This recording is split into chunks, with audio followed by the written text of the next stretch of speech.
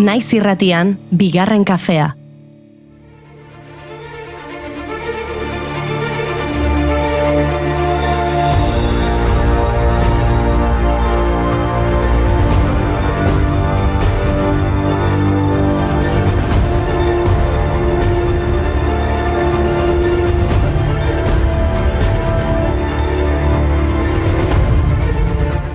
Egunon guztioi, astea aurrera doa, hilabete aurrera doa, eta urtea ere bai, egunon, ekipo. Egunon Inigo, hotz egiten du gaur.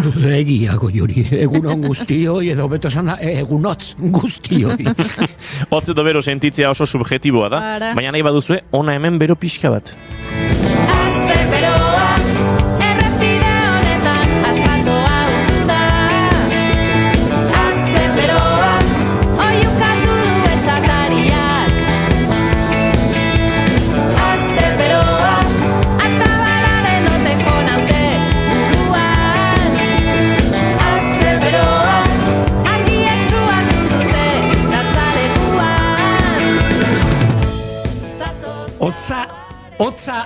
Hotza edo beroa ez da subjetiboa Inigo. Neurtu egin daiteke. Mila zazpireun eta bateko gaurko egunez jaio zen Uppsalan Anders Celsius, suediar fisikari eta astronomoa.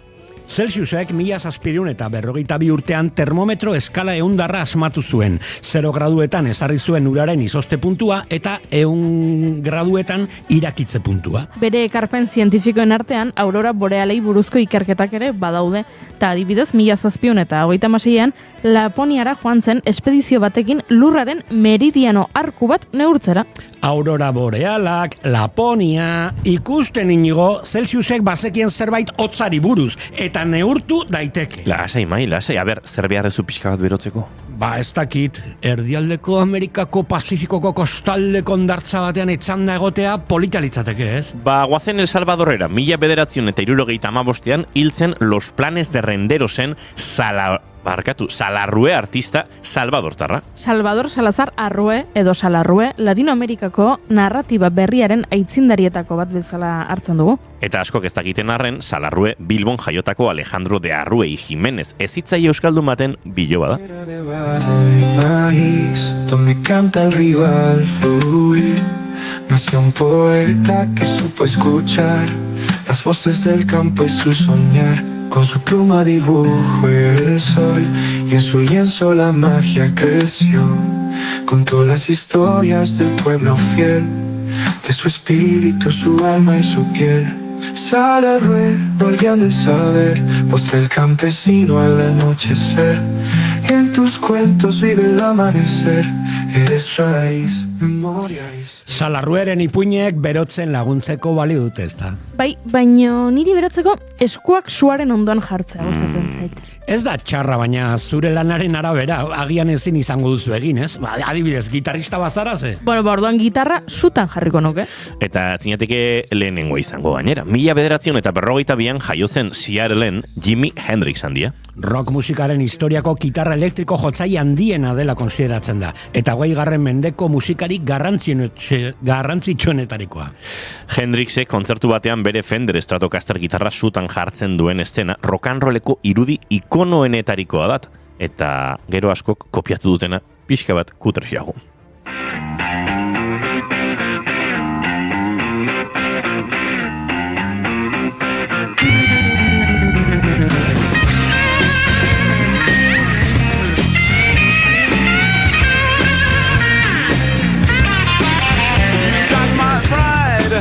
Hanging out of my bed, you messing with my life, so I bought my lead. Even messing with my children, and you're screaming at my wife. Get off of my bed, if you wanna get out of here alive.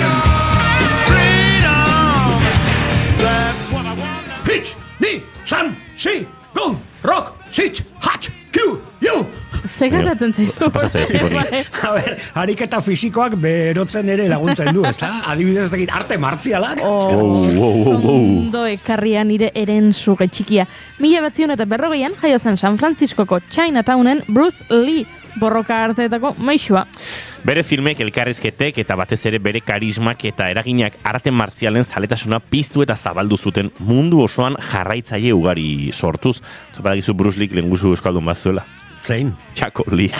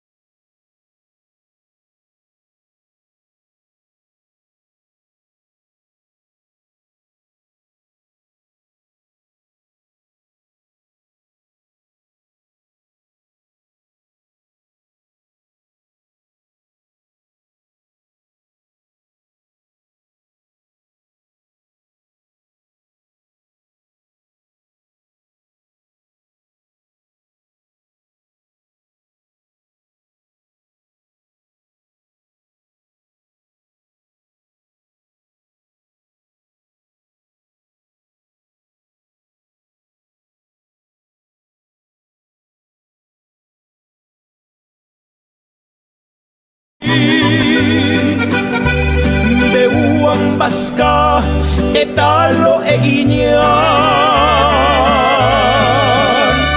zure bidean jinkuaren zerka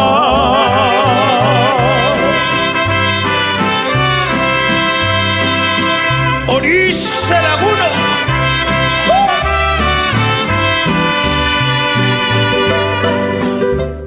Aizue eta poesia. Poesiak garaizaietan jendeari berotasuna ekartzeko ere balio dezake, ez? Duzu uste? Eta are gaiago, poema hori Gloria Fuertesek idatzia bada. 1988an hiltzen Gloria Fuertes poeta ezaguna. Gloria Fuertesek autodidaktatzat eta poetikoki eskolatu gabekotzat zeukan bere burua alere kritikariek 1950ko belaunaldiarekin eta postismo mugimenduarekin lotu izan dute. Haur literaturarekin beti lotuta egon arren, poesia lanetan batez ere emakumeen eta gizonen arteko berdintasuna, bakezaletasuna eta ingurumena jorratu zituen. Eta beti aldarrikatu zuen bizitza mugan bizitzea, gauza askoren mugan.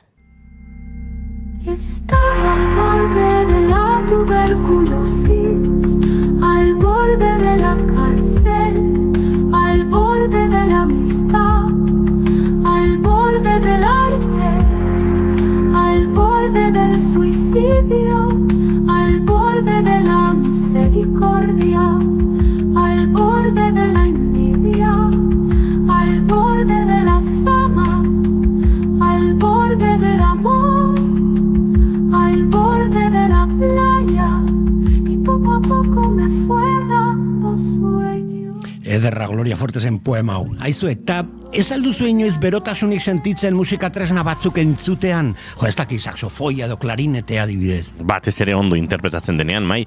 1995 jaio zen Baionan Michel Portal kompositore eta musikaria. Michel Portal Europako jazz modernoaren garaitzaien artean egonik kontinenteko jazz musikaririk garrantzitsuenetakotzat jotzen da, hala ere bere burua musika mota zehatz batean mugatzea ez du gustuko.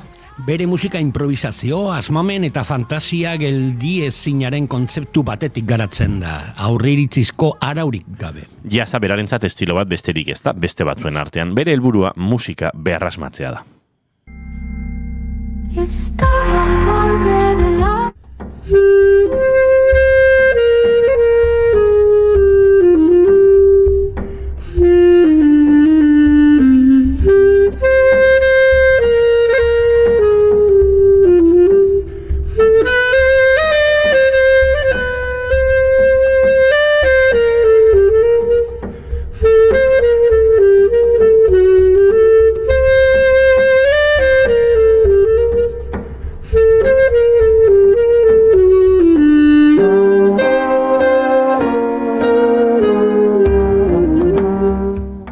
badirudi azkenean goizeko hotza kentzen ari garela. Zeintzuk dira gaurko gonbidatuak? Dakizuenez, Kobazuluetako temperatura konstantea izan ohi da. Beraz, Amaia Goilar espeolobiologoarekin hitz egingo dugu. Mendukilo Kobazulari buruz gehiago jakiteko duela gutxi sari bat irabazi baitu. Eta una Ilordi Hidalgok domotizazioaz hitz egingo digu. Eta badabide bat proiektua ezagutuko dugu. Gipuzkoako gaztei, beraien zailtasunei, pertsonalak, sozialak, familikoak, lanekoak edo ikasketetakoak eta bar, aurre egiten doan eta modu anonimoan laguntzeko zerbitzua. Eta Eneko Iturbek albiste bitxien zerrenda osatuko digu. Kafe on batek ere berotzen laguntzen du. Kafe makina martxan jarriko dugu. Aurrera sintonia. Poesia, Pazifiko kondartzak, mariatxiak edo zutan dauden gitarrak. Presta zaitez termometroak lehertzeko. Egunon bihotz bero horiek azaroak 27 ditu gaur eta osteguna da ongietu herri guztioi, bigarren kafera naiz irratian zarete.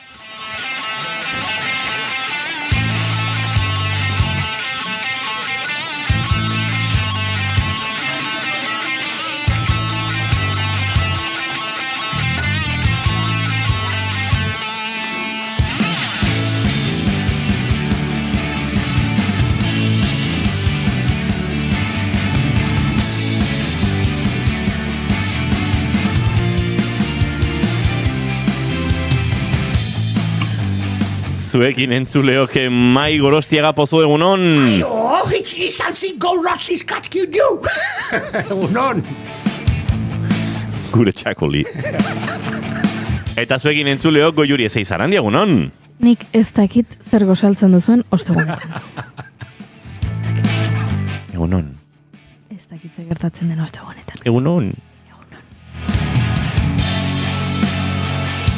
Izketan ari zaizuena, Iñigo Asensio Ilurbide gaur bigarren kafeak 1068 garrana du, azaroak 27 goizak 10:20 minutu gu 3 urrengo 2 orduetan zuekin bat, egiteko asmotan, ongi etorri naiz irratean zarete. Bigarren kafean.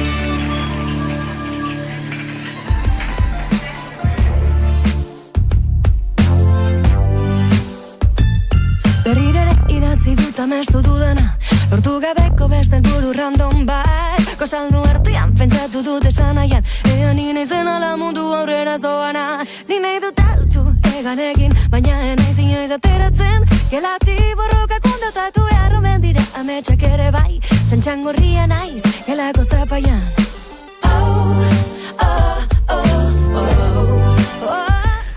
Beleren itakasutan ari gara entzuten, bere lan berritik, muturrez zerura lanetik, eta datorren astean, Lider Nando gurean izango da. Gure elkarrizketa akustikoan diskotzarrau, orkestu eta defendatzeko, oso formato akustikoan, beste modu bat erantzungo ditugu, baina askotan aipatzen du nik kantua dagoenean, kantuak formato orori heltzen diola, eta hemen kantuak badaude.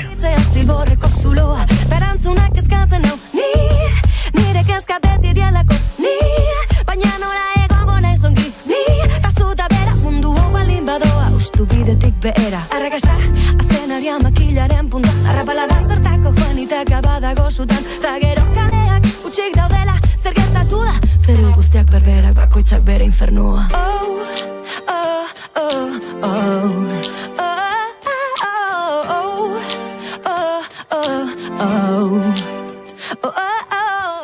Egun honen zuleok esan da bezala martxan gara, Beleren kantutzarronekin, eta maite duten tarteari egingo diogu segituan leku, baina hemen gure txatean ere baditugu hainbat mezu egunon, atzo ezin izan nun arazo teknikoak zuek entzun, baina tira, ez dut maite urretxun zer jarri duten, Gabonetako pinu bat handia eta bola bat handia, hau ez da Donostia, mesedez, pixkatola gehiagitxo bezala, gorka.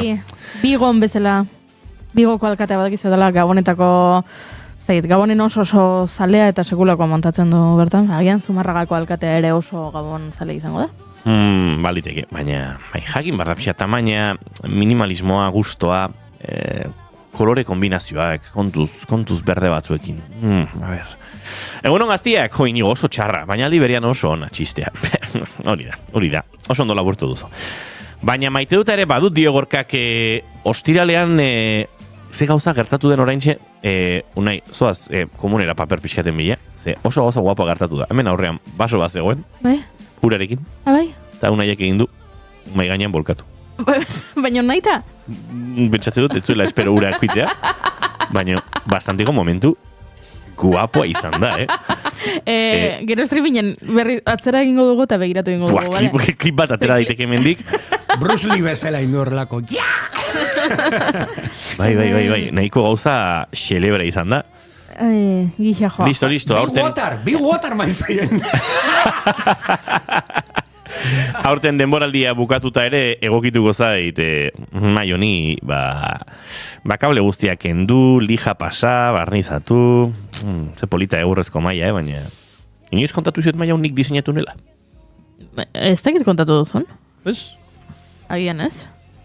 Bai, nahi nuen, mai bat, forma ontakoa, eta egurrezkoa, eta bada Tolosan aroztegi bat, nun lagunak ditudan, eta esan nahi zue, hau posible alda, eta bai dugu egurrezko plantxa batzuk, hau planoak egin zituzten, eta moztu zuten, eta berez da, pixkate 0 kilometroko mai bat, eta gero hanka batzuk gero sinizkion, eta tirafondo potolo batzuekin heldu genizkion, eta ondo usten dio oraindik, Gero taladro bat ere erre genuen maioni zuluak egiten, kableatu guztia maiaren barrutik pasatzeko, ze oso egur gogor eta lodia da, eta badakizu taladroan jartzen direla horrelako zerra zirkularrak, zulo zirkularrak egiteko, eta pasakable hauek kukatzeko, eta taladro ark azken lana mai honetan egin zuen, eta ustut zuloren bat hortxe geratu zela erdizka. Zer duzugu, Juri? WhatsApp taldean. Kontua da, Inigok txiste txar bat egin duela. Eta orduan, gure lankide Julenek idatzi duela, Inigo to the jail, ez? Inigo kartzelara. Eta jail horrekin hasi gara txiste txarrak egiten. Ze Inigo gerantzun du, ze jaila dagoen azken aldian publikoa. Nik esan dut, jefe honekin jail daukagu. Imanolek esan du jailkoak salbagaitzala. Julenek esan du datorren asteazkenean elkarrizketa akustikoetara jailegun dator. Jarraitu dugu hola, eta esan barrez lertzen ari nintzen pentsatuz ze hona gehan, tio. Repetizia ikusi dut, ikiarria erordina, dio Julenek. Una hilordi dalgo egunon. Egunon. Zego salduzu? Zidazue esplikatzen. Hemen hau ez dara esan gabe. Kontua da ikusitera, egunen behineko hemen edalontzia ez. Bai, katilua. Kuriosidade pila neuken da, hartuetenen pentsatzen utxa zeola. Eta junaiz bidatzea barazpin zerbait zeukan ez. Eta hor giratu da momentuan, esan, ostra, beteta dago. Eta gutxi zeuka, baina hau askotan gertatzen da, ez? Dauzkezu bi tanta, baina maia eroitzen danean, eroitzea kristopia eskerrak urazala, ez? Bueno, eta gusi etor, eta esan du, mama, oen. Nik, elordi gauzatxo bat esan barri zute. Gauzatxo esan dizut. Azalpenak ez du hobetu egoera. Ez nik deskribatu zer baino, baina testu ingurua. Baina da, justu kontatu, zein jurtzen zaio katilu baten azpikaldea begiratzea, hola buelta eman da. Eskuan... Jakiteko adibidez zenek serigrafiatu. Baina, daude bi aukera hori egiteko. Eskuan bat, eta bi. Ez, baina hola indet. Pizka bat okertuet ez. A ber, markatu, hain urgutxi balin zegoen, pizka bat okertu dut horrek ez un botako ura. Eskuan kafea daukazuna bezala eta ordularia daukazu, eta ordua begiratzen duzu, eta bolkete egiten duzu. Hori dio bizitzan kafe bat hartu ez duen pertsona batek. Nik beste gauza batzuk ados. Nik uste dut, unaiek demostratu dula adibino puntua daukala, berak uste zuen utzi zegoela, eta guain utzi dau. Hori egia da. Bueno, ez dakidar. Mendik Julenek gogorarazten digu gure turreko esatari batek ere aurten udan turra kontatzen ari ginela horrelako galanta sortu zuela urarekin. Bai. Bai, baina nik Aitor Aierzaren pasarte hau ez nun gogoratzen. Elordi, ez zara lehenengoa izan antzaden ez, eta tira. Goiuri, gure txatean txistea bukatu dira? Gure txatean, bai, ez da bukatu dira txisteak. Bai. Ba, igual maite dutekin hasi behar du. Bai, jazta ja nahikoa deu, zeia Bruce Lee, brokoli eta txakoli, ja ni hoiekin asarrenagoa. Bai. Txisteekin, txisten maiarekin. Baina igual bai merezi duguna da Jailhouse Rock bat, ez da?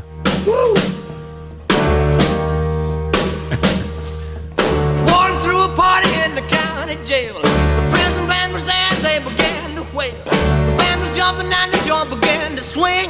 You should have heard this knocked out jail. Eharra dantza, bueno, ba, maite dutak ere baditu hemendik, gorka di ostiralean antzolako bertxokidek antolatu dute bertxo txapelketa, bertxo txapelketa txikia, azaroak arazoa tartean, Jon Liz dao animo eta egurre zuekin nao maite zaitu zet ostia gorka. Barkai azu, barkatu itzitxusiak esateari, ez dizute zer ulertu. Goiuri behar dut.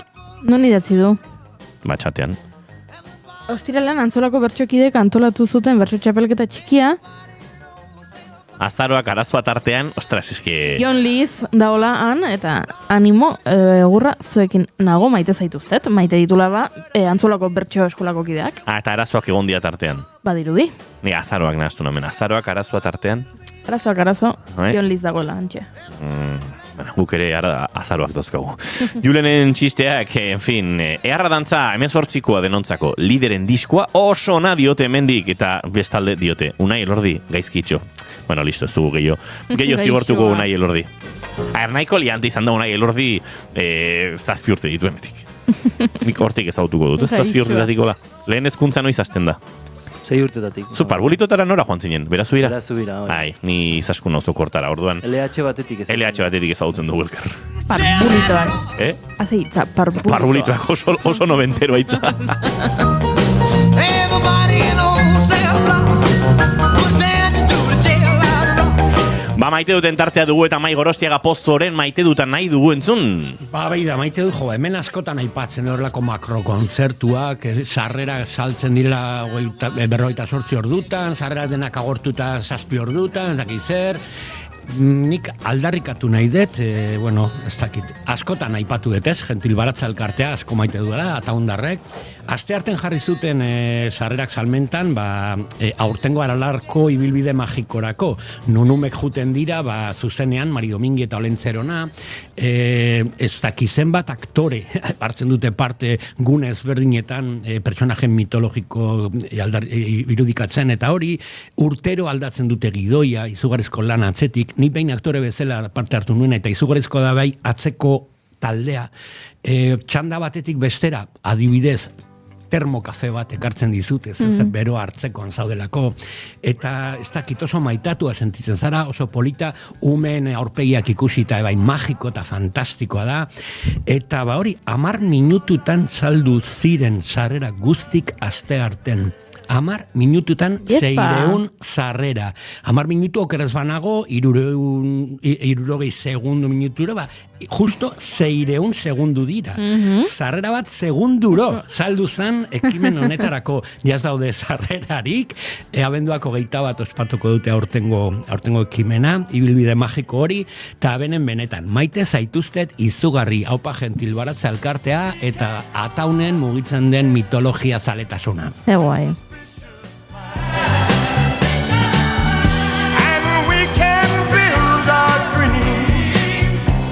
Suspicious mind. So if an old friend I know stops by to say hello,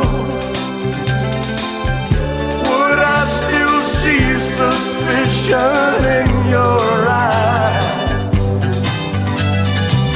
But here we go again, asking where I've been.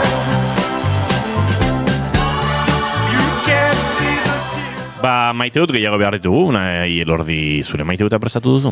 Bai, baina eski maien oso antzeko. Kontua da, baina eski asko maite dutela. Lenguan zorionez, sare sozial batetik iritzen zaiten horrelako albiste oso polit badala, Zutagarrek 35 urte betetzen ditula, eta jaiotze basatiko diskoa joko dula. Eta hori dandetzako, gaztetako, ia ume adolescente nintzeneko garaiaietan, hainbeste maiten dituen kanta guzti horiek eta oraindik entzuten ditut eta sentitzen dut ez, indar hori ez, eta nera nahiarekin jutea urtarrian hirian Bilbora. Hori da urteko eventuan, netzako.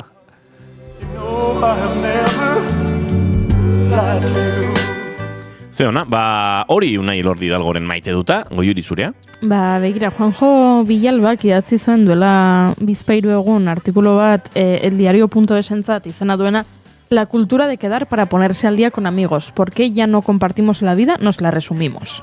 Hau da, kontatzen du hemen, idatzi honetan nola, ja gaur egun eta hiperproduktibitatearen aro honetan, ja lagun harreman helduen artean, ez umen artean, helduen artean lagun harremanak ja bihurtzen direla, kafe bat hartzeko geratu eta geratzen gara eta lortzen dugu sei elkartzea eta tarte horri, arratsalde hori oinarritzen dela bakoitzak bere bizitzaren laburpena egitera, ez? Hau da, bani lan ez aldatuko naiz irailean eta hau, banik etxe erosi nuen aurreko hilabetean eta hau egin nuen, eta beste batek. Bani, ez dakit, aurdun geratzen saiatzen ari naiz, eta medikoak esan dit hau, eta beste batek dio, bani aste santutan egon nintzen ez dakit non oporretan, eta hau kontatzen dizuet. Eta ja, zer gertatzen dela, elkarrekin egoten zaretela, baino ez dela oroitzapen berririk sortzen. Egiten den gauza bakarra dela, azkeneko hilabeteetako laburpena egitea, ez? Eta, orduan, bizi beharrean, bizitzaren narrazio bat egiten ari garela, eta oso interesgarria iruditu zait, hemen artikulu hau, eta are gehiago jakinda ni ere horrela sentitu izan naizela noizbait, ez? Eta behin konturatu gabe horretan ari ginen duela urte batzuk unibertsitateko lagunak. Elkartu ginen, baztakit gabonak izango ziren, horrelako zerbait, eta geratu ginen, eta ari ginen, bakoitza bere, azken hilabetetako hori ez, aktualizazio egiten, eta lagun batek, Gorkak esan zuen, denbora guztian, hemen egin dugun gaur, ez da gizien bat ordu daramago elkarrekin, baina egin dugun bakarra da, bakoitzak iaia PowerPoint bat eta aurkezpen bat egin bere bizitzari buruz, eta gero, ez dakit, ez da beste gairik jarri mai gainean, ez da baidatzeko, edo ez da zerbait berria sortu hemen, eta pena ematen ziola, eta nik momentu horretan pentsatu nen. Zer dio honek, zer dio tipo honek, eta gero ala ere, bueltak ematen etxean, esaten, egia da, eta orain atera dela, artikulu hau, horixe daukat buruan, eta hori ekarri nahi nuen, ze batetik interesgarria iruditu zait, sakonago idatzita, ideia hori norbaitek sakontzea eta idatzi bat eskaintzea honi ez, guk irakurri alizateko, eta bestetik, helduon lagun harremanak oso zailak iruditzen zaizkit. Badauko soluzio bat. Bai. Ez dakit soluzio bat dan berez, baina egia da, zuk esaten duzun horren arabera, ez? Denbora oso gutxi dago 6 pertsonen bizitza konpartitu alizateko fizikoki, ezta? Orduan, ideia da asteburu pasa jutea. Lehenengo eguna, kriston kaskarra rapatuko zu, baina lehenengo eguna da fuerteena, ez? Jendea motibatu dena agona, eta horrengo egunean hasten da pixkat irikitze prozesu hori, gero espazio gehiago daukazu, jende desberdinak hitzein dezakezu, eta batzutan askotan taldean hitz egiten ari zarena ere, ez da oso erreza izaten guztiz askatzea, da naiz da oso lagunak izan, espazioa mugatu da. Bera, nire ustez, asteburu pasa jutea, ez dakit, endekazal turismo batetara, edo ez oso urruti jutea taldean, zoragarria da. Badizu zer, ni asteburu honetan noala. Kuadriakoekin Ematen montatuta da. Ematen du montatuta da, baina ez kasualitate izan da, baina ni asteburu honetan banoa, Naparraldera goaz, eta esan oso gogotsu nago, gainera prestatu diet jolas bat, nire lagunei, uste dut divertigarria izango dela. Kezkatuta nago, inigo horregatik galdetu dizut gaur goizean, erosketak egiterakoan kopuruekin. Oso txarra naiz. Unai Elordi Hidalgo eta biok ontaz hitz egin dezakegu, kuadriakoak garelako. Bai. Eta orduan, erosketak egiterakoan ni beti naiz pixkat sobran erosi izalea. Eta, gero horrela gertatzen da, asteburukaran gauzak banatu egiten ditugula. Claro, eske, erosketa egitea egokitu zait, ez? Baina alderantzizkoa ezin da gertatu. Ezin da gutxiegi egon. Karo, baina hori da, nire kezka, biak dira, gehiegi eta gutxiegi. 11 heldu, bagoaz, asteburu pasa, Nafarroko etxe batera, nekazal turismo batera, etxean egongo gara, hotz egingo dugu herri honetan, eta antxe egoteko asmoa daukagu. 11 heldurentzako, asteburu oso baterako, zenbat fuet erosten duzu? Zillo bat. Que, claro. Ja, aldera fuetea da. Ba, nik esango nuke bihotzerrea kontrolatzeko, ze fuetak gero nazten duzunean eta gero azkenean 11 fuet. Ados. Ni bosto zein, ni joan esatea. Ira, ja, ikusten. 11 fuet, osea, zuk irikitzen duzu fuet bat, Vale. eta lau kozkatan egan egin du. Eta lau pertsonek esan dute jinkasa nahi dutela. Zenbat ginebra botella erosi behar dira? Baina gin tonika ere edango du norbaitek. Ez. Ez, lau pertsonentzako esango bazen itzureko ariako zein diren, esango nizuke zehazki zenbat behar duzun. Eske... Aldiazu esan izenak esan gabe. Vale, ados. Nik esango nuke, berez, bi gau dituzuela. Bi botillarekin nahikoa. A ber, izenak esango ditut. Vale? Da Pablo. Bai? Bestea da Iñaki Zubeldia. Bai? Bestea da Peñat. Bai? Eta bestea da Miguel. Vale. Lau gizon, kasualitatez gizonak. Bai. Baina adidez, Pablo eta Iñaki, osea, umeekin doaz? Bai. Botillatekin, botilla batekin nahikoa da. Ados. Osea, Asensiok esan du, umeekin Ados. balimazoazte, botillatekin nahikoa duzuela. Ados. Eta botilla horren erdia Miguelentzako dela. Ados. Baina Miguelik igandean guardia dauka. Oix, botilla bat. Vale. Botilla bat eta sobrada dia pixka. Ya está. Osan da, vale, ya está. Nik bi erosiko nituzke. Vale, txoin, eta azkeneko galdera. Oi. Eta 11 pertsonarentzako, eta zertxo bait jaten duen ume batentzako, bueno, 11 heldurentzako, igandean oilaskoa egiteko labean, zenbat oilasko? Nik esango nizuke 11entzako oilasko batekin lau pavos lagune jaten dute, oilasko amajoa bada. Lau. Bostu oilasko batetik ez. Ez, lau, bai. Bai, bueno, umea, bai, ez, baina deste guztiak helduak zareten, lau. Gutxi gora bera oilasko bat, lau Bai, pertsonarentzako. 3 oilasko. 3 oilasko, ados. Eta oilasko ez da. Ba, eskerrik asko, lagundu nauzue? Oso ondo.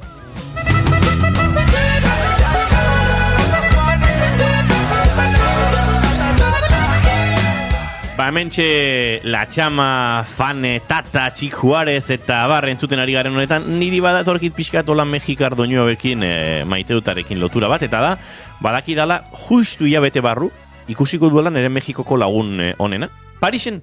Eta horrako kombinazio xelebro horretan, ba pozik nagoela. Haren arreba Europan dabil ikasten, eta gabonak pasatzera onuntza datoz, eta Parisen egongo dira, eta zanean, güey, pues, aikete beo. Eta horrela xe... Noizoaz, Parisa? Abenduaren 26an. Ah, vale. 6an, 7an. Vale. Eta zer diren kasualitateak, nire unibertsitateko lagun honena, Madrilen bizi dena, fetxa horietan Paris ondoan dagoela bere emaztearen familiaren herrian. Zoragarri. Esan zidan, banua nire Parisera, oso ondo, ba. Eta oso kombinazio kurioso eta polita iruditzen zait. Beraz, hori xedan ere maite dut guztiak esan ditugu? Ba, nahi lordi dago gauza ziruta zitze egitera. Zuk zeitzen duzu, ze maite duzu? Hori, nire laguna bizitzen ikuste. Vale. Ui, la hostia. Ez altzaizu garaiko iruditzen? Barkatu. Emakume hau. Barkatu, vale, aurrera ingo dugu. Jarri... Unai lor direna bestia. Bueno, bai, edo kuña, edo dana dalakoa. Nahi zu kuñatxo bat hemen? Bai. Kuña bat ez, nahi zu indikadore bat. Indikadore bat. Vale.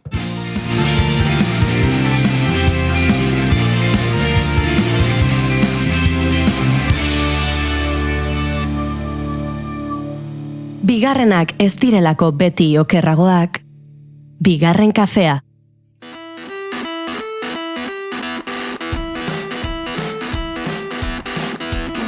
It's not fair. Don't worry, man, you get scared. Whatever happened to your heroes, you can be free.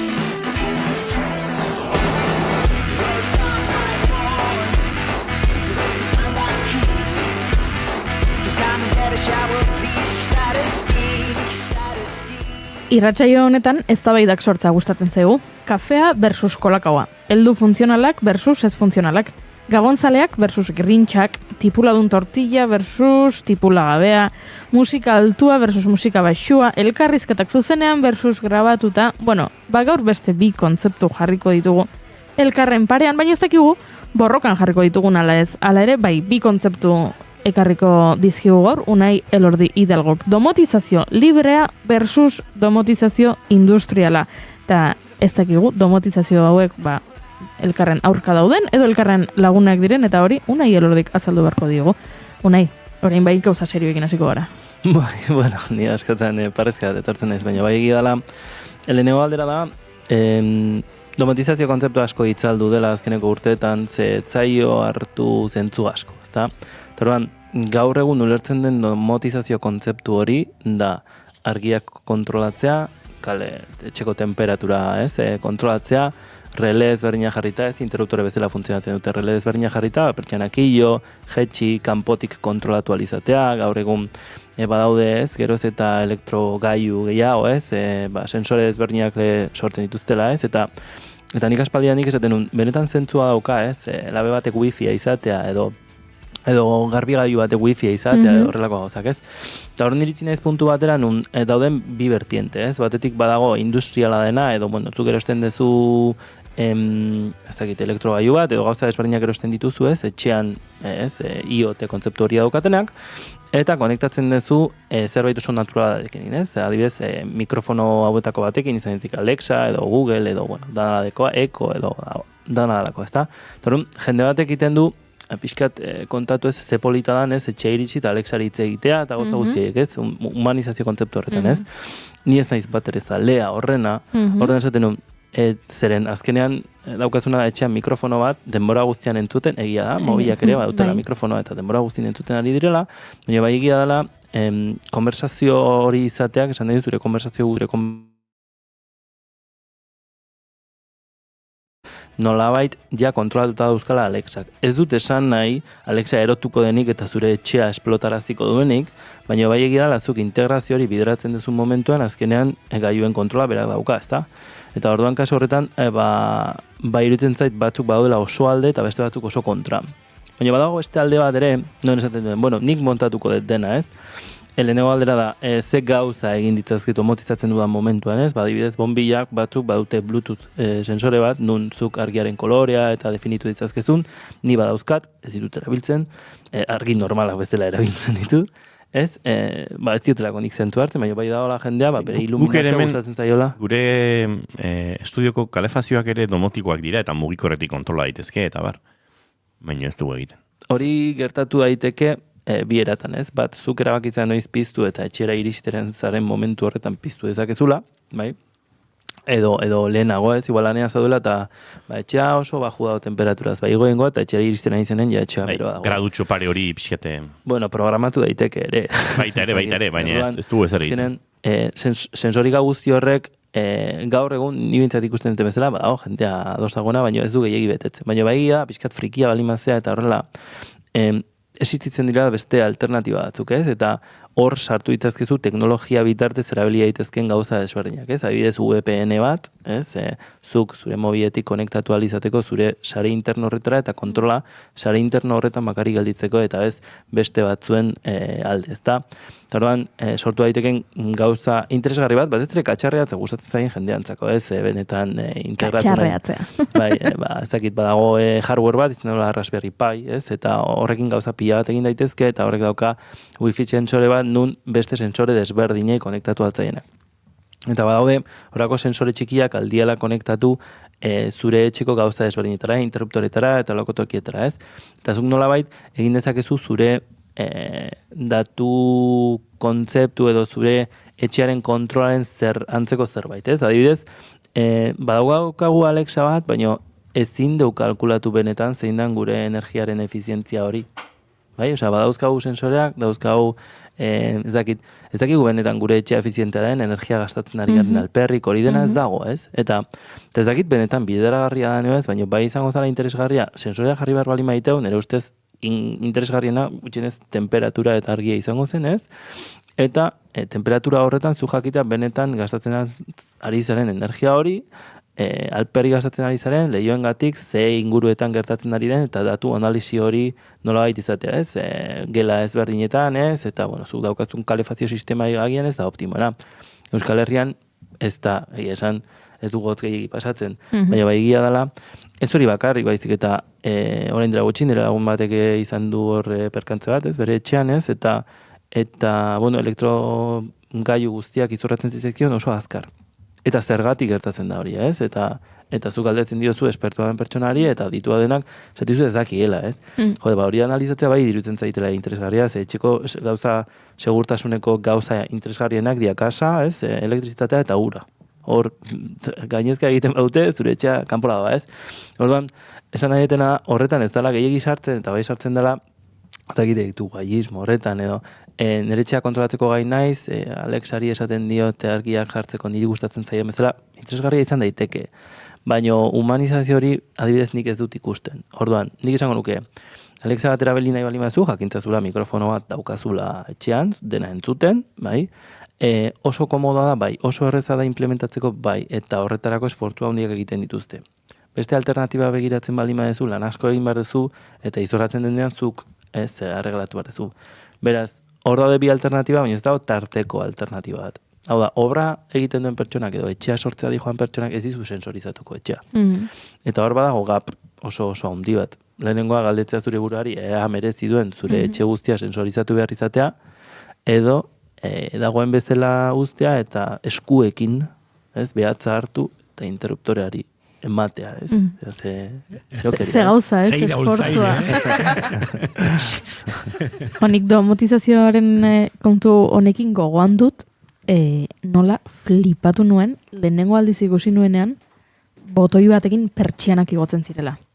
Eta telebistan ikusi nuen, bazen horrelako telebista saio bat, eta bentzen etxez etxe joaten ziren, etxeak erakustera. Eta etxe honen dekorazioa, eta etxeak erakustera, eta erakutsi zuten, eta gainera horrela ez, iragarkien aurretik esan zuten, eta iragarkietatik bueltan etxe domotizatu bat ezagutuko dugu. Eta ni oso txiken itzen, da pentsatu nuen, zerote da etxe domotizatu bat, eta horren, iragarketatik bueltan erakutsi zuten nola botoi bat egin baten zion, eta persianak igotzen ziren, eta iruditu zitzaidan hori niri teknologiaren gaiurra.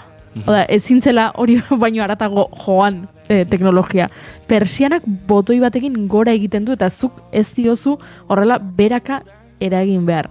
Eta orain begira. Orain esaten diozu ahotsarekin Alexa igo persianak eta igotzen. Nik uste dut, ja, kontzeptu bera, ez? Domotizazioa, domus etxea, robotizazioa, ez? Bi kontzeptu horien artean. Esango nukela robotizazioa irabazten ari dela eta domus gutxiago dagoela, ez? Galtzen ari garela etxea, teknologiari menpe. Hala ez dut ikusten gehiegi edatzen denik, ez? Bai, erabiltzen dela altaboz hori, azkenean daukazuna altaboz bat eta zerbitzu bat ematen dizun software bat hor urruti, ez? Orduan, zuk badauka kriston gaitasuna dauka, ez? Zuk konversazio potenteagoak egin alizateko, ez? Eta umeak etxeko lanak egiteko, Alexari galdetu diezaioke, baina hori ez dakit zerbait anekdotikoa iruditzen zait kontutan hartuta kortina horren atzean dagoen guztia. Zure bizitza guztia kontatzen diozula mikrofono bati zuzenean eta gaina kostiente izan da. Baina, adibidez Amazonek ez dizu jartzen, kontuz, esaten ari zaren guztia grabatuko dugu. Zizu esaten, orduan, ez gustatzen sartzen den kortina hori. Egia da mobilak berdina egiten dutela, baina kasu horretan kriston altabaza etxean izateak, ni ez dit oso sensazioan ematen egia esan. Edo, bueno, beste zerbaiterako erabili nahi bali madau, oso ondo egon daiteke, ez? Azkenean asistentze konversazional baten gauza ezberdina lortu ditzazkizu, interneten egin ditzazkizu bilaketak, interakzio oso naturala da, eta hori ulertzen dut, kontua hori zuk libreki egin nahi bali maduzu, eta Raspberry Pi bat erabilita sortu nahi bali maduzu, ez da horren erreza. Bai, ze hor behar den gaitasun konputazionala oso batua da, eta... Espali, ezkenuen gaitasun konputazionala ekartzen. Gaitasun konputazionala beti biltzen da hemen inguruan. Mantra bat, gurean. Esan egitena, zuk Raspberry Pi batean, olimazu horrelako hizkuntza eredu bat sartu, hitzak detektatuko zituen, eta ez konversazio guztia, da esango zenio, argiak, eta argiak piztuko zian, eta ez dakiz zer, eta... esplikatzen naiz, ez da hitzen arteko distantzia erabilita lortuko zuten gauzak funtzionatzea, interrupzio hori. Beste gauza batzuk hortikan haratago jo nahi ezula eta asistente konversazional batekin hitz egin nahi izatea. Hori jakin zala mundu guztiak hori ez dela pasatzen Alexaren barruan, baizik eta Alexatik kanpo gertatzen dela, agian estatu batuetan, areaino dijoa informazioa eta bueltan atorkizu. Beraz, nahi da jendea behintzat jakitea, ze oso marke zerbaitegatik jartzen dute. Adopzioa handiagoa izateko, ez? Adibidez, metak ere baditu betaurreko batzuk, ez? Oain atera ditu metako estiloak.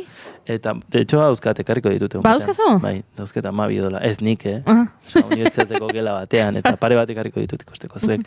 Osondo dago, atzo probatu nitu. Bai. Eta super guai da. Zaleno nintzen bastante haterra. Eta guain ja, ez zara hater. Hasi nintzen jolasten realitatea areagotuko joku batean, eta esan boazte pasotea, hemen posibilidad pila da. Horren, beste baten etoriko beste baterako. Bai, kontua oso merke jartzen dira horrelako produktuak adopzio handia izateko eta jendea behin merkaturen zati handi bat lortu duzunean ja kontrol hori eukial izateko. Eta azkenean, Alexa mikrofonoa. Bueno, eukizake memoria, interneta, txipa, baina ez da zer berezia. Eraikitzeko, Alexa bat eraikitzeko, ez da oso garestia. Ez. Boni dakitela bintzat. Gero, esko oso kuriosa, gero lagunen gana iritsi eta resumen bat itentu. Claro. Karo, etxan agortzen badegu argumento guztik. Alexiarekin, gero iritzen gara lagunen gana, eta hori, resumen, titularrak. Baina, inoiz nahiz iritsi, ez? Asistente konversazional batek inoiz ez diot serio hartu, ez? Berakin itzaiten hasten nahi zenen, adarra jotzen hasten nahi zuzenean, ez diot serio hartzen, ez? Azkenean ez dut ikusten ze laguntza ematen diten, ez dit konpainia egiten, ez dit, ez? Aprobatu etenean egia, ez dudala etxean izan. Claro, baina etxean jende heldu askori esaten dute konpainia egiten diela. Ja, izan diteke. Ni boka lagun batek diseinadora dela eta diseinador grafiko eta ze hori, eta gauean oiara jun baino lehen, horrelako asistentea dauka, eta gotatzeo, biharko mesedes lau presentazio prestatu, gai honi buruz edo proiektu honi buruz. Hurrengo gunean esnatzen danean, baditu lau eredu, eta horren arabera iten du bere proposamen edo bere lana. Kasu hortan bai ikusi daiteke, zerbait aprobetxagarria dela, lanak entzen dulako edo. Baina beste kaso guztitan iruditzen zaigu gure energiak entzen ari dela, ez? Nik bizi izan dudan egoera distopikoena izan da etxe batean. Ezagunen etxe batean, ez oso gertuko lagunak, baina antxinengoen urte betetze festa bat zen, eta Alexari eskatu zioten zorionak zuria besteko. Eta han geunden, 15 bat pertsona, eta guk abestu beharrean, tarta ateratzeko gunea iritsi zenean, etxe horren jabeak esan zion, Alexa, kanta cumpleaños feliz. Eta oso iruditu zitzaidan, horrelakotan esaten da beti, Black Mirror telesaileko atal batean nengoela, eta pentsatu nuen, eta zergatik ez dugu hemen gauden ezurraragizko pertsonok abesten, zorionak zuri bale bezki abestuko dugu, baina bosta esola, ez? Desafinatzea. Dago momentua, ez? Elburua, claro, ez da afinazio perfektu bat sortzea, edo ez da abestia ez da garrantzituena. Nik galdu dut esperantza gizaterian oraintxe. Fiskat, osteguna daukat pegilekuna lankideak, baina hankaz gorago. Nahiko distopikoa baiet. Super, ez dut ulertzen. Galdu iten, surrealista iruditzen zait. Egia da gauzoiek ere sortzen dute gero pixkat kontrako erreakzio eta korronte bat, ez? Denarekin. Ez da gero korronte horiek ze garaipen maila lortzen dituzten, garaipenak txiki xamarrak gertatzen ote diren, baina honik ikusi ditut lagun eta beren etxeetan musika Alexaren bitartzez jartzen dutela, ez? Eta iruditzen zait oso prozesu hotza adibidez. Ez akaso urte betetze ospakizun batean zorionak zuri Alexari eskatzea bezainotz, baina badago orain ez korronte bat nun ari garen viniloaren magia hori berreskuratzen eta musika jartzea pixkate liturgia bat bezala, edo musika jartzea beste zerbait egiten ari zaren bitartean, gure multiple horretan, ez? Erredondante xamarra da, baina ari gara zeizan bat gauza egiten, eta bitartean Alexari abesti hau jarri, Alexa konfunditu eginda, eta jarri dizu beste kantu bat, baina igual dizu, porque ja ez diozu Alexari izango, ez Alexa hori ez du nahi, edo bai, eta orduan are distopiko bihurtzen da dena. Eta zu bitartean ari zara tipula mozten, eta WhatsAppa zure ordenagailuan duzula, tipula arrastoak tekatu gainean uzten, pixkat, ikusten diot hori, garamatzara pixkat horruntz, eraman beharrean beste toki batzutara. Nei adibidez oso ondo etortzen zaiten bakarra da kotxean noanean, abestia aldatzeko edo ze abesti nahi dudan esateko. Zeren eskuak erabiltzea edo konzentrazioa erabiltzea ez da momentu ona, kotxean zoazen bitartean esate jozu. Alexa jarri jaiotze basatia, eta jarri iten dizu. Nik aitortu behar dizuet, erabiltzen dudala. Alexarik ez daukat, baina nire mugikorrak Siri dauka, eta dutxan nagoenean, gustatzen zait musikarekin dutxatzea.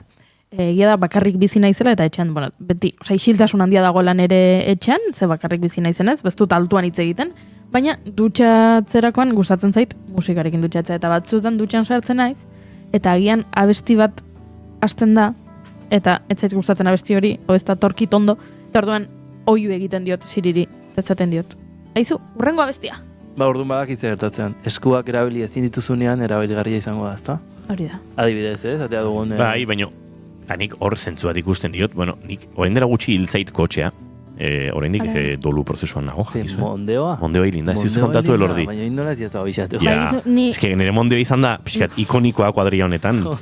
Madrildi gurpil bate zulatuta etorri gineneko ura, elordi? Nire aurrekoan enteratu nintzen, ez zidan inogo kontatu. Zer? Noiz enteat? Goain dela egun pare bat, Julenek esan zidan. Ba, oso mingarria egiten ari zaidarako, eta ez dute, nola baite, ez diot aurre egin nahi.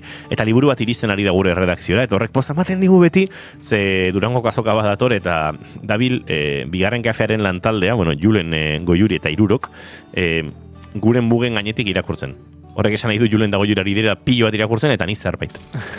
hori bada, mugen gainetik aritzea. Ba, mondeo haile egin zait, bai. Baina mondeo hori 2008koa da. Ama zazpi urte dira, bai, ez da? Bai. Duela mazazpi urten Mondeo horrek bazuen ja ahots kontrola. Eta zuk esaten zenion, botoitxo bat zegoen hemen intermitentearen ondoan, eta dime, eta ahotsa zen horrela. Eta gaina zuk gero eta bere ahotsaren antzekoago jarri, hobetu lertzen zindun. Nik esaten nion, klimatizador.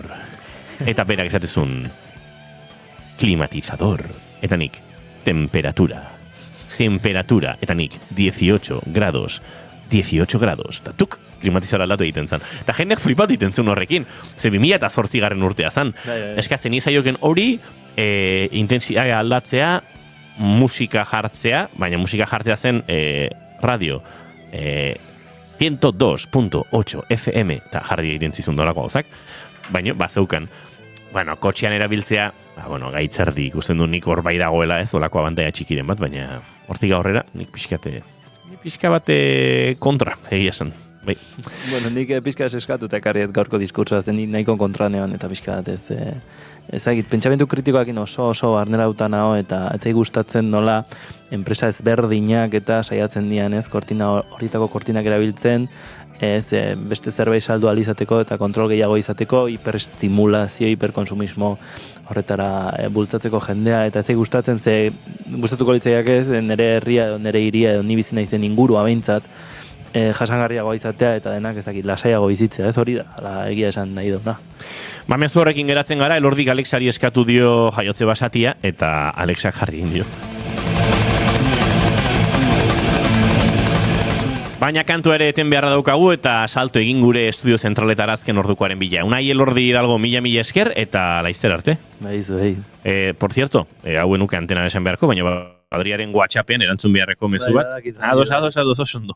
Entzuleok aurrera goaz, eta esan da bezala azken ordukoari egingo diogu tartea segituan, gure estudio zentraletan, Oñatze Aizpuru lankidea prest dugu, eta Oñatze, egunon? Egunon inigo, egunon entzule guztiak, bai, dakizuenez, Gernikan izango dira Espainiako Felipe Borboikoa eta Alemaniako presidentea bihar bertan, eta horren atariko atzokoan egun osoko ekitaldi instituzional gorenak antolatu zituzten Madrilen ore guztiekin. Felipe Borboikoa buru, Frank Walter Steinmeier, Alemaniako presidentea, eta bere emaztea hartu zutelako, erkidegoetako presidenteak ere, ziren banan agurtuaz. Gernikako bisitan baliteke, egindako krimenen inguruko, keinu ofizialen bat edo berriz ere Alemaniako gobernuak egitea, Madrileko hitzaldian, esan bezala Steinmeierrek hitza hartu zuenean, 1927ko sarraskia, bombardaketa, krimena aipatu baitu, Gernika Picassoren artelanaren parean, eta Borboikoak berriz krimenaren inguruko aipamenik ez du egin kasu honetan, ikusiko da biharkoan bestelako keinurik izaten denala ez, baina ez da beste gauza handirik ere espero. Borboikoa eta Steinmeier bihar eguardian hilerrian izatea espero da, eta ondoren bakearen museoan egingo dute hitzaldia, lehen ekitaldi instituzionala, han izan zelako Gernikako herritarren zibilen aurkako bombardaketa indiskriminatu hori eta horren inguruko bueltakoak espero dira biharkoan.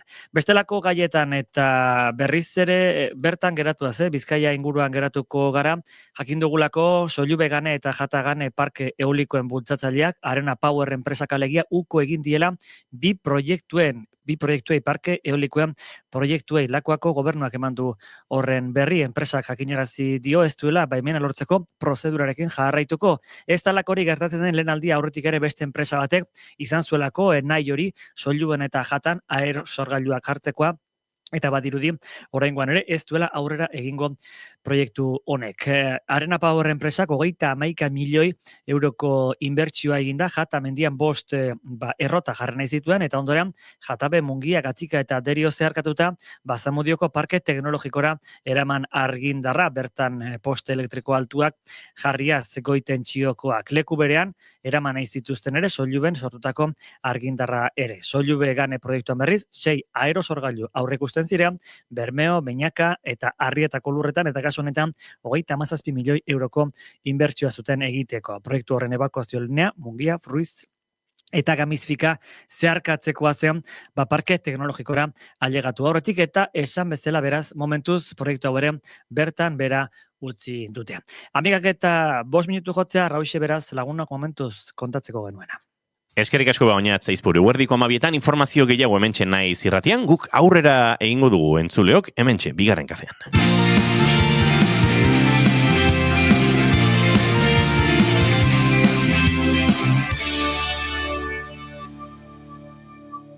Bigarrenak ez direlako beti okerragoak, bigarren kafea.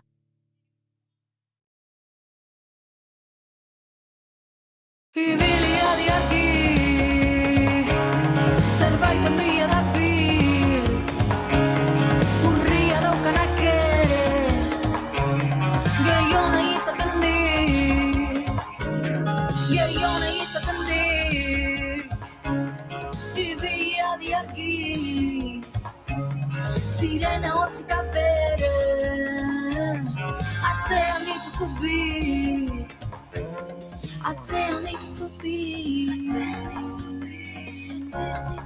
Osteguna izaten da guretzat entzuleok, nola baite asteko egunik xelebrena, eta ez pentsa delako asteburua hurbil dagoela, edo dela asteburua hurbil dagoelako, edo dela, ez dakite, ostegunetan beste ez dakiz zer gertatzen delako.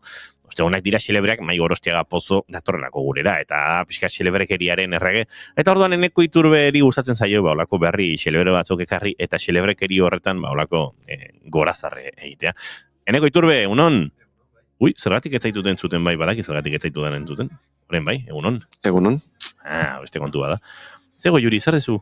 Agertu da nere txokolate. Bueno, ez dakizu ez, zenolako drama zegoen hemen, Oñat Zaizpuru, azken ordukoa gurera ekartzen ari zen bitartean, Juri ezedizak, ez zuelako topatzen, atzo erosi zuen txokolatea. 5 euroko milka tableta bat. Oso garesti dago txokolatea. Nola dagoen txokolatea? Eta orban nik erosi nuen atzo, esfortzu titaniko bat egiten, eta galdu egin dut, eta esan dut, a ber, hau da, bilete izuen matea bezala, txokolatea galtzea. Eta agertu da, ikusten ari naiz, hemen dagoela, eta makurtu egin behar naiz. Erori egin dela. Txan diot, atzo hortzen nuen. Jarraitu hitz egiten zuek. Hor, ez zuen topatzen. Eneko Iturbe, zu kontatuko diguzu. Ze topatu duzun edo nondik nore biliko. Bira, jazuzenen 3 titularrak botako ditut. Horai. Ados. Bote porruntuan. Sukalde robotak, makuluak edo bizikletak mailegatzen dituen libururik gabeko liburutegia. Esaten badizuet, nere herriko udaletxean proposatu dudala, hau? Benetan? Hau egitean ere herrian? Ara. Duela 2 aste proposatu nuela. Hau interesatuko zaizu. Eta orduan. Espazioak baloratzen ari garela? Epa. Niego naiz ipuña kontatzen, Kolombian Rioa txan, Casa del Libro, eta libururik ez ziren. Ez da etxe bat, nun gertatzen, elkartzen dira literatur zaleak eta hori, baina libururik ez daude. Ze gauzak. Bueno, kasu honetan, liburuak beharren daude, etxeko tresnak eta gauza pila bat. Etxeko tresnak, biziletak eta zesan duzu bestea? Makuluak. Bai, makuluak, baina egon daiteke baita josteko makina bat. Taladro bat. Taladro bat. inprimagailu bat, ez dakit, ez zait beste gauzarik bururatzen, baina, bueno, imaginatzen duzu, ezta? Bai, denetarik. Ba, bueno, hau, Tarraganako Gauzen liburutegia da, hoi liburutegi baten antzera funtzionatzen du, baina liburuen ordez, ba, egunerokoan erabili ditzazkegun tresnak daude. Liburutegiko arduradun den Amanda Perezek azaldu denez, erabiltzaiek noizbeinka behar dituzten objektuak biltzen dituzte, eta, bueno, esan dituen objektuk, izan daiteke baita lijadora bat, lixatzeko makina bat, makuluak esan ditugu, inprimagailua, bueno, eta sekulakoa da.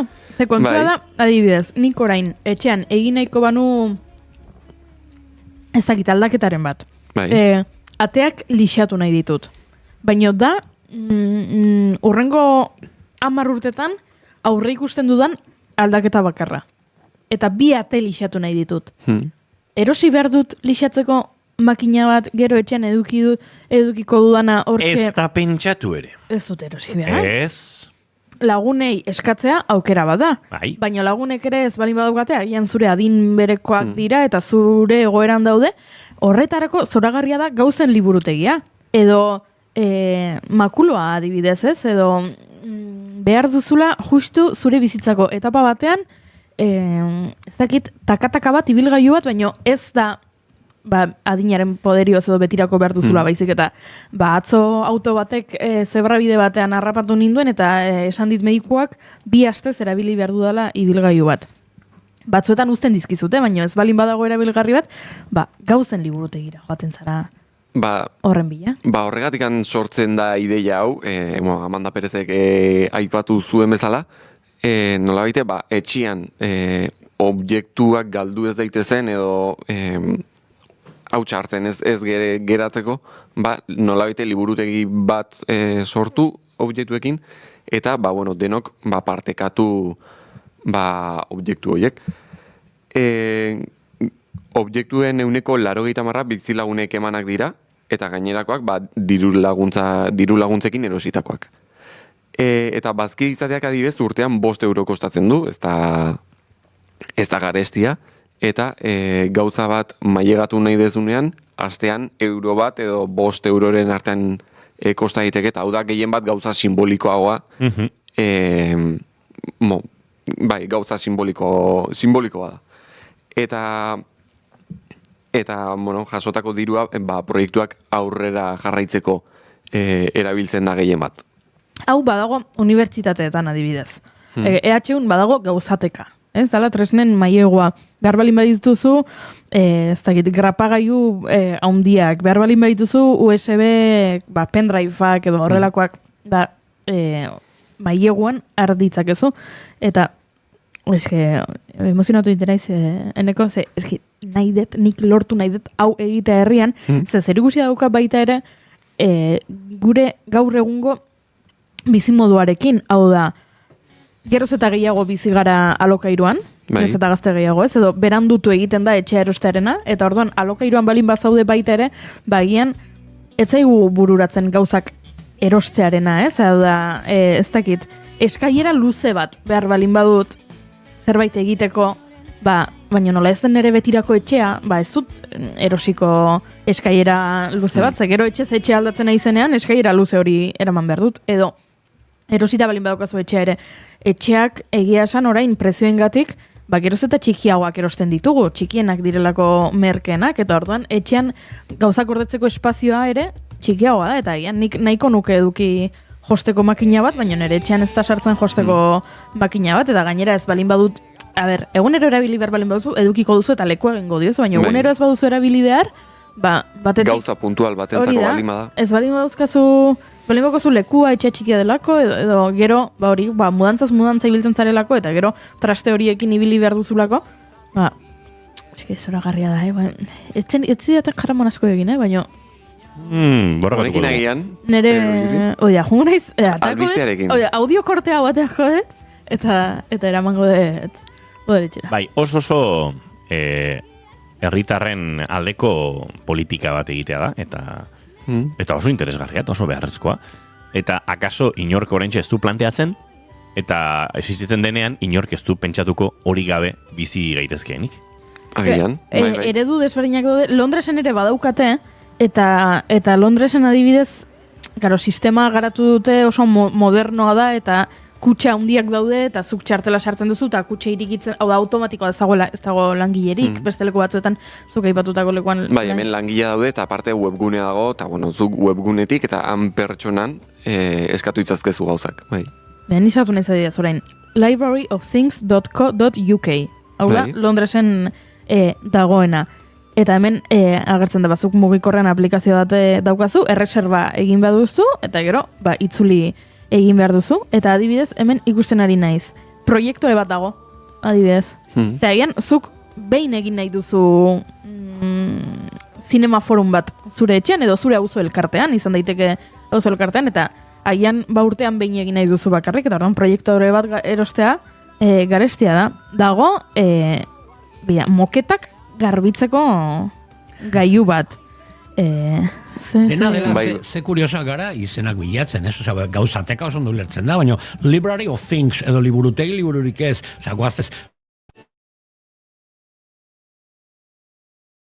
bat bideok alkilatzen dituena edo, osa, ulertzen dut, ez? Konzeptua ulertzeko, baina bueno, gauzateka oso ondo ulertzen da.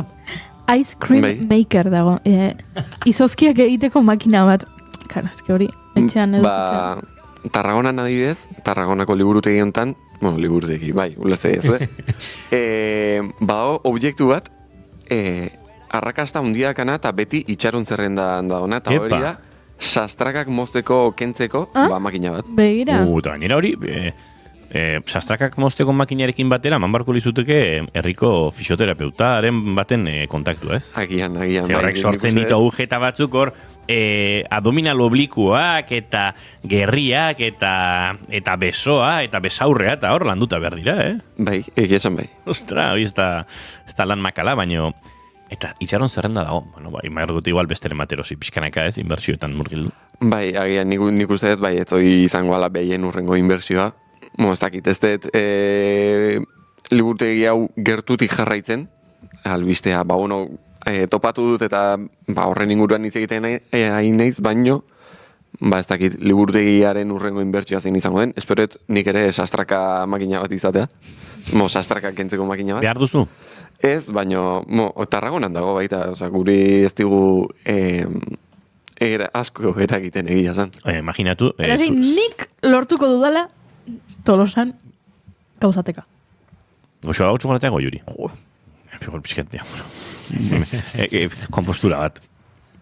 Zuzeneko erratxa egiten ari gara hemen oso serio bat. Edukia eman dizuet? Bai, egia da, edukia eta drama eman dizuet. Zezion, txokolateanik esan dizudan tokian eta zuk ez ez. Ez zegoen zuk esan dako tokian. Zema zentimetrotara. 10 zentimetroko distantziara? 50 bat. Iaizi alproja. Gauzateka hori oso interesgarria da, eta zuk maiz topatuko zenuke gauzateka batean, ze bilatuko zenuke? Erramientak askotan, ez? Etxean behar direnak eta ez daukazu, eta askotan erosten duzu, gero inoiz berriro ez erabiltzeko hori egia da. Alde hortatik, ez dakit baliagra ikusten dut. Baina baita ere igual gauza konkretu batzu, ez dakit eskailera luze bat, horrelako... Bai, ez dakit pentsatuko nuke, eman dezagun, egin nahi dezu grill bat, igual nik ez daukat horrelako plantxa bat txen, eta afari baterako okurritu zait, esaten de, azteburu honetan hartuko dut plantxa hori, etxan egiteko, ez dakit langostino da plantxa. Zer nahi de, segurazkik azten bagara pentsatzen, badaude gauzak beharrezko puntuala daukatenak, ez? Oza, maik beti pentsatzen du, gauza goxoetan. Zukaldari fina. Ondo da eneko, interesgarria. Orain, bigarren albiste bat ekarri dut, eta hau da, Maurizio Cattelan artistaren urrezko komuna, 12,2 milioi dolarretan saldu da enkante batean. Zenbat?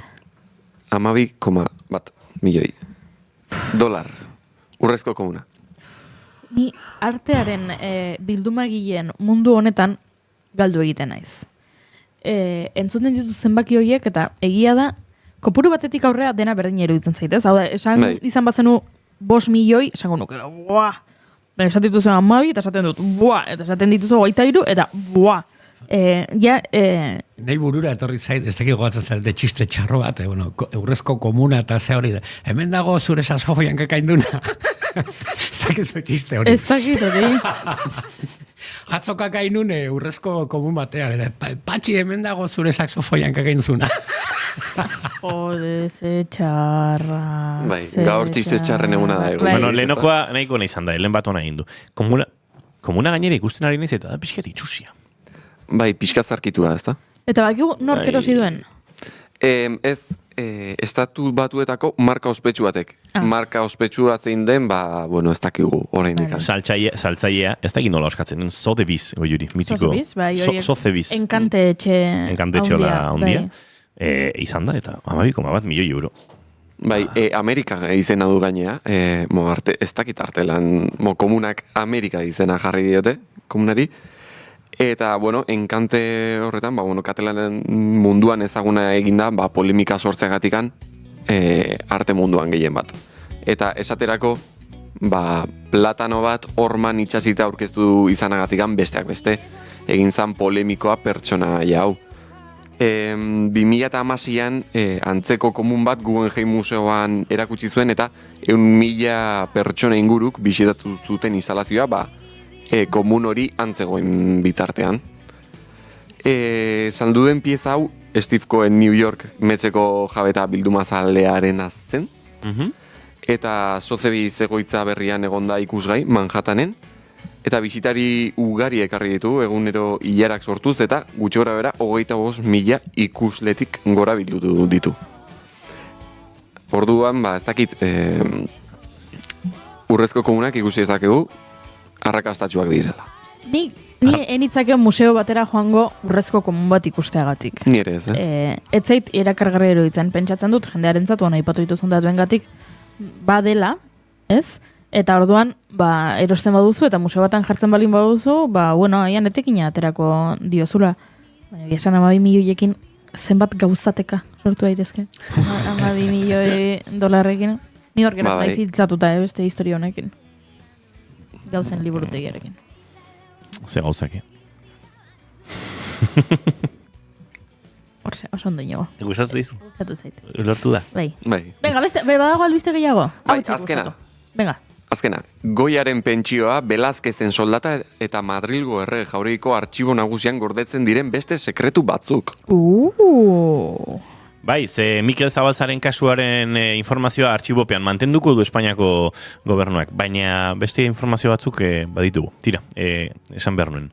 Zer dio notiziak, Eneko? Bueno, Velázquez, Goya, Calderón de la Barca eta La Roldana beste artista handiekin batera, Espainiako erreginen zerbitzura aritu ziren, eta euren kontratuak Madrilgo errege jauregiko artxibo nagusian gordetzen dira. Artxibo horretan erregaren dokumentazio historikoak zeintzen dira, mendeetan zehar sortutako kontratu, plano eta idatzeekin batera. Eta hemen 12,5 kilometroko lerroko dokumentazio historikoa gordetzen da, eta milaka pergamino, argazki, plano eta mapeekin batera.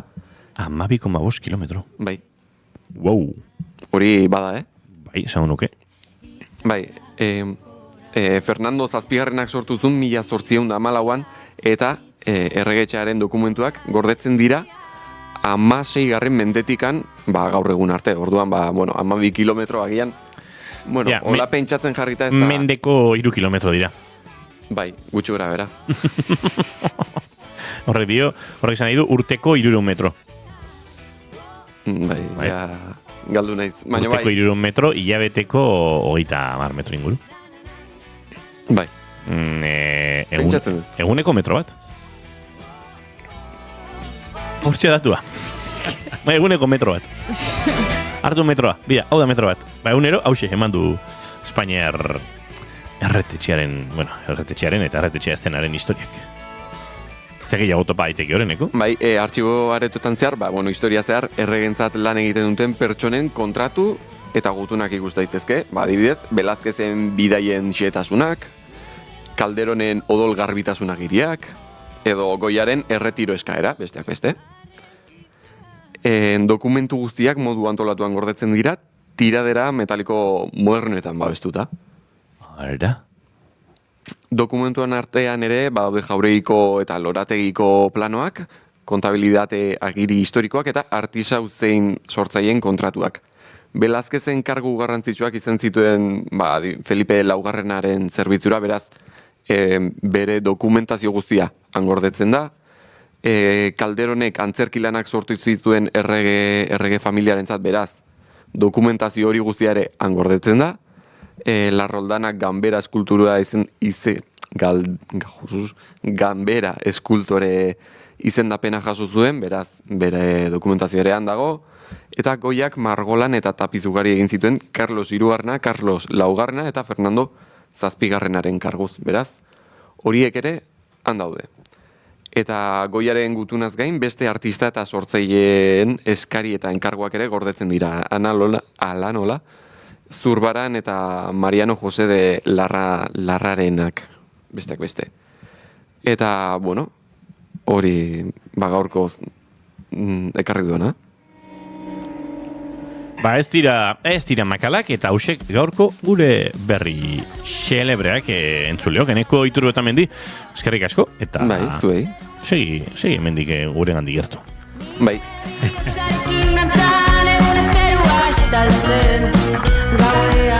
Entzuleok nori jarriko dizkigu gure abestiak diskotik, Naskerren Elizondo honekin egingo ditugu hurrengo minutuak eta segituan gonbidatu gehiago hemen gure saio honetan, gure bigarren kafe honetan.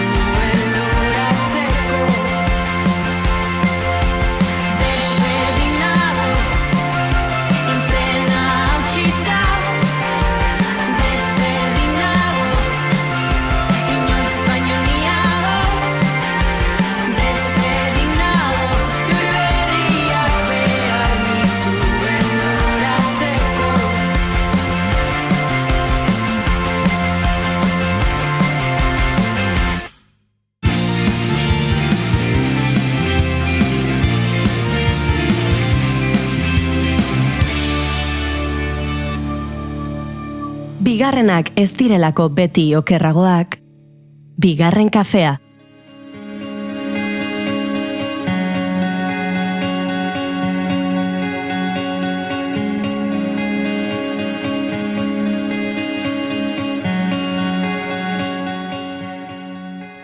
Baina, ondo zaude? Beti bezala nago. Zuet zaude ondo. Ez zara betikoa.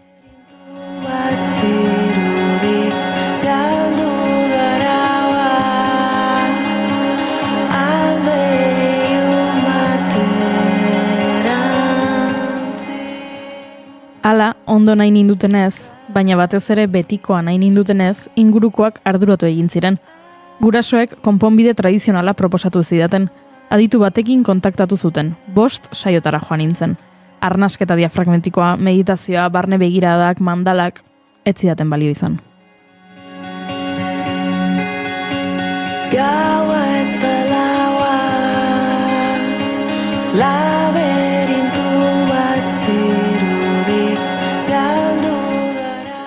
Lagunek konponbide ekintzailegoak proposatu zituzten. 2 orduko zerbait gehiago balio izan zidaten. Askatzeko behintzat, hankak askatzeko behintzat. Iparaizea, izerdia, bidezidorrak, zaldien trostak, txakurraren enbiditan isildu egin nintzen. Laguna orduan, txakurrari txistuka ari bazen ere, ni entzuten ari zela, hizketan jarraitu nezakeela. Nik orduan, entzuidazu begiekin, mesedez.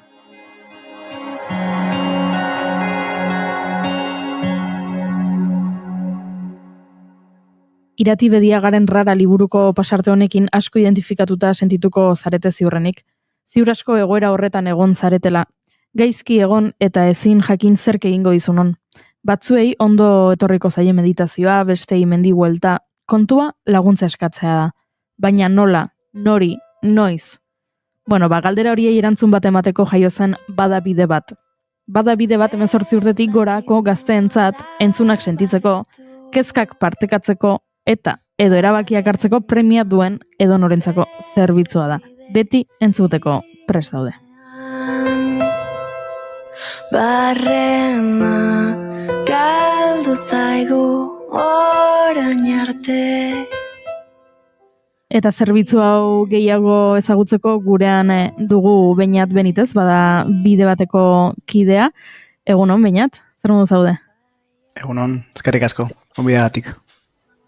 2 galdera egiten dizkiegu guk gure gonbidatuei bigarren kafean beti. Nik 2 egingo dizkizut eta zuk bietako bakarra erantzun behar duzu. Zuk aukeratuko duzu bietako zein erantzun. Galderak dira. Orain etorriko balitz zinema zuzendari bat eta esango balizu zure bizitzari buruzko pelikula bat egin nahi dut, baina pelikulan ezin dut kontatu jaio zinenetik orain artekora, soilik zure bizitzako etapa bat konta dezaket, ze etapa aukeratuko zenuke. Hori da lehenengo galdera. Eta bigarren galdera da, eta agian zailagoa, nola gustatuko litzaizuke, edo nola irudikatzen duzu, zure funerala, zure hileta. Orduan nik egin dizkizut 2 galderak, zinemarena eta funeralarena, eta orain zure esku, bietako zein erantzun. Jo, en un espero lako galdera ikan, Azteko, baino. Vale, bigarrengoakin. Jake bigarrengo kafea izan dagoen programa, bigarrengoakin jongo gara. Nere funerala ez dakit, ola funeral hitza ez asko gustatzen ez dara, baina irudikatzen dut lekua badakit. Igerren izango zen. Wow. Ez dut lurperatu izan nahi, ez dut horrelako ezer nahi, baina errautzak eta, ez dakit hori gaur egun oso legala dan errautzak botatzen nun baiten, orduan jubajo esango dugu, baina hortikan igerraldian, Kosta eta mendian tarteko pasarte hortan, hortxe irudikatzen dut, mendi buelta bat, esaten zen duten bezala zidako liburuko pasarte hortan, bai, gertukoak eta etorri nahi dutenak, eta bertan izatea agurra. Ze ederra benetan, eta eskerrik asko ausartzagatik galdera hori erantzutera, ze gonbidatu gehienek pelikularen aukeratzen dute, haian hiletaren kontzeptuak beldurra ematen digulako. Liburuaren pasarte aipatu duzu, irakurri dugu Irati Bediagaren Rara liburuko pasarte txiki bat, bertan aipatzen da ez, gazte batek saio batzuetara joan zela psikologarekin, ez zietela asko balio saioiek, mendira joan zela, horrek ere zerbait balio izan ziela, bueno, kontua da aipatzen genuenez, bakoitzari gauza batek egingo diola on, baino garrantzitsuena laguntza eskatzeko pauso hori ematea dela ez da bainat.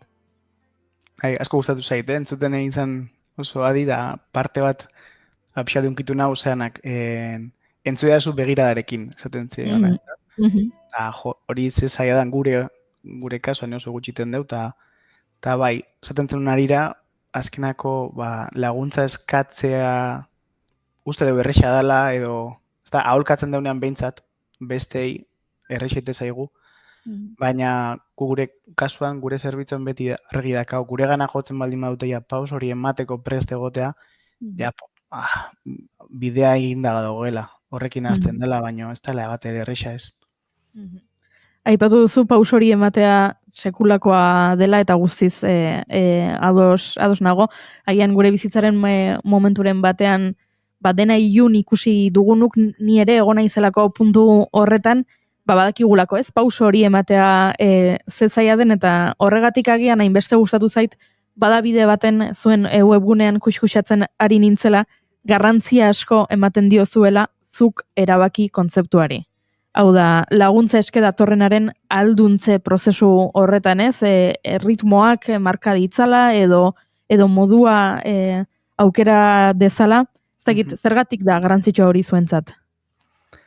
Azkenako, ondo esatetzen duten bezala, 18 urteko pertsonekin egea tratatzen gurean, bai? 18tik gora, gizartak heldu konsideratzen gaitu eta gure erabakien kargo egiteko momentua bezala, no? Orduan, iruditzen zaigu, pertsona izatea ahalduntzen dela bidea eraiki eta gero berak jarraituko duena. Hau da, gu ez gehango bide osoan zehar beraiekin, ez da gure helburua, ez da, bakoitzak bere bidea erabaki behar du, eta hortikan pixka bat izenaren bada bide bat hori, baina bakoitzak gero jarraitzeko beti gabiltza hori alduntze hori bueltatzen.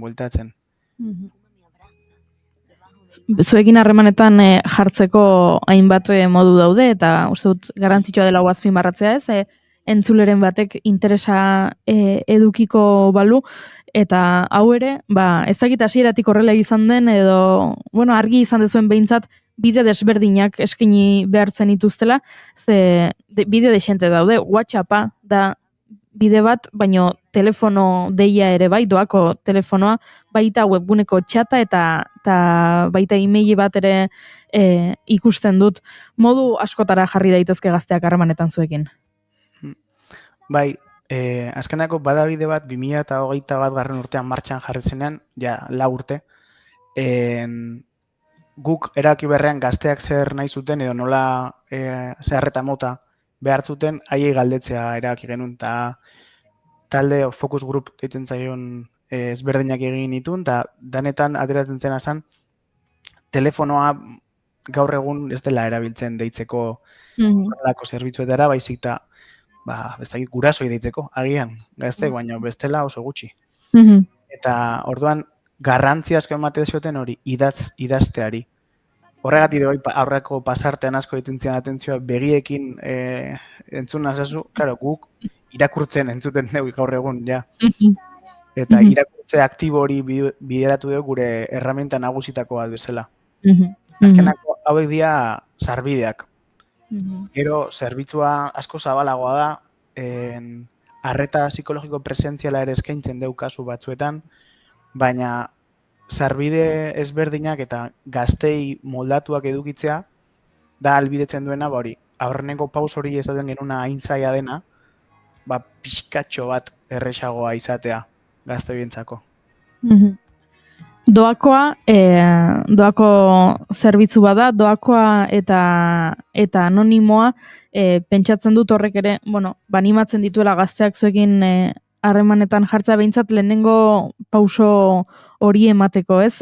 Asko kezkatzen ditu gazteak kontu horrek, anonimotasunaren kontuak? Gehien erabiltzen den sarbidea txata da zerbaitegatik. Hau da, gure weborrean dagoen txatortan, guri kontatatzen gaituztenean, ez zego agertzen ezerrez informaziorik algoritmoak eragitzen du hitz bat, kode bat, eta horrekin egiten deulan. Eta gehien erabiltzen da zerbaitegatik. Gaur egun, ikerketek eta pixkat erakusten dute, ze antxetate maila ematen dien deitzeak, ahotsa jartzeak, improvisatzeak, ezta? Ardura hartzeak hitzetaz, eta eroso gaude, bai, txatean eta WhatsAppean. Bai. Duela 4 urte sortu zenuten, bada bide bat, baina esperientzia luze bat badago atzetik, ez? Itxaropenaren telefonoaren aterkipean edo koka dezakegu proiektu hau eta horrek bai urte luzeko esperientzia duela. Hori da. Gipuzkoako itxaropen telefonoak 37 urte daramatza zerbitzu hori eskaintzen, eta orduan pixka da aprobetxatu gara jakituria hortaz. Azkenak urte asko telefonoz bidez entzuna sentiarazten pertsonei, doako arreta bat ematen, baita ere voluntariotza eta konexioa sustatzen, Gipuzkoako itxaropen telefonoa hartzen dutenak, eta bada bide baten txataren bestaldean daudenak, pertsona voluntarioa dira.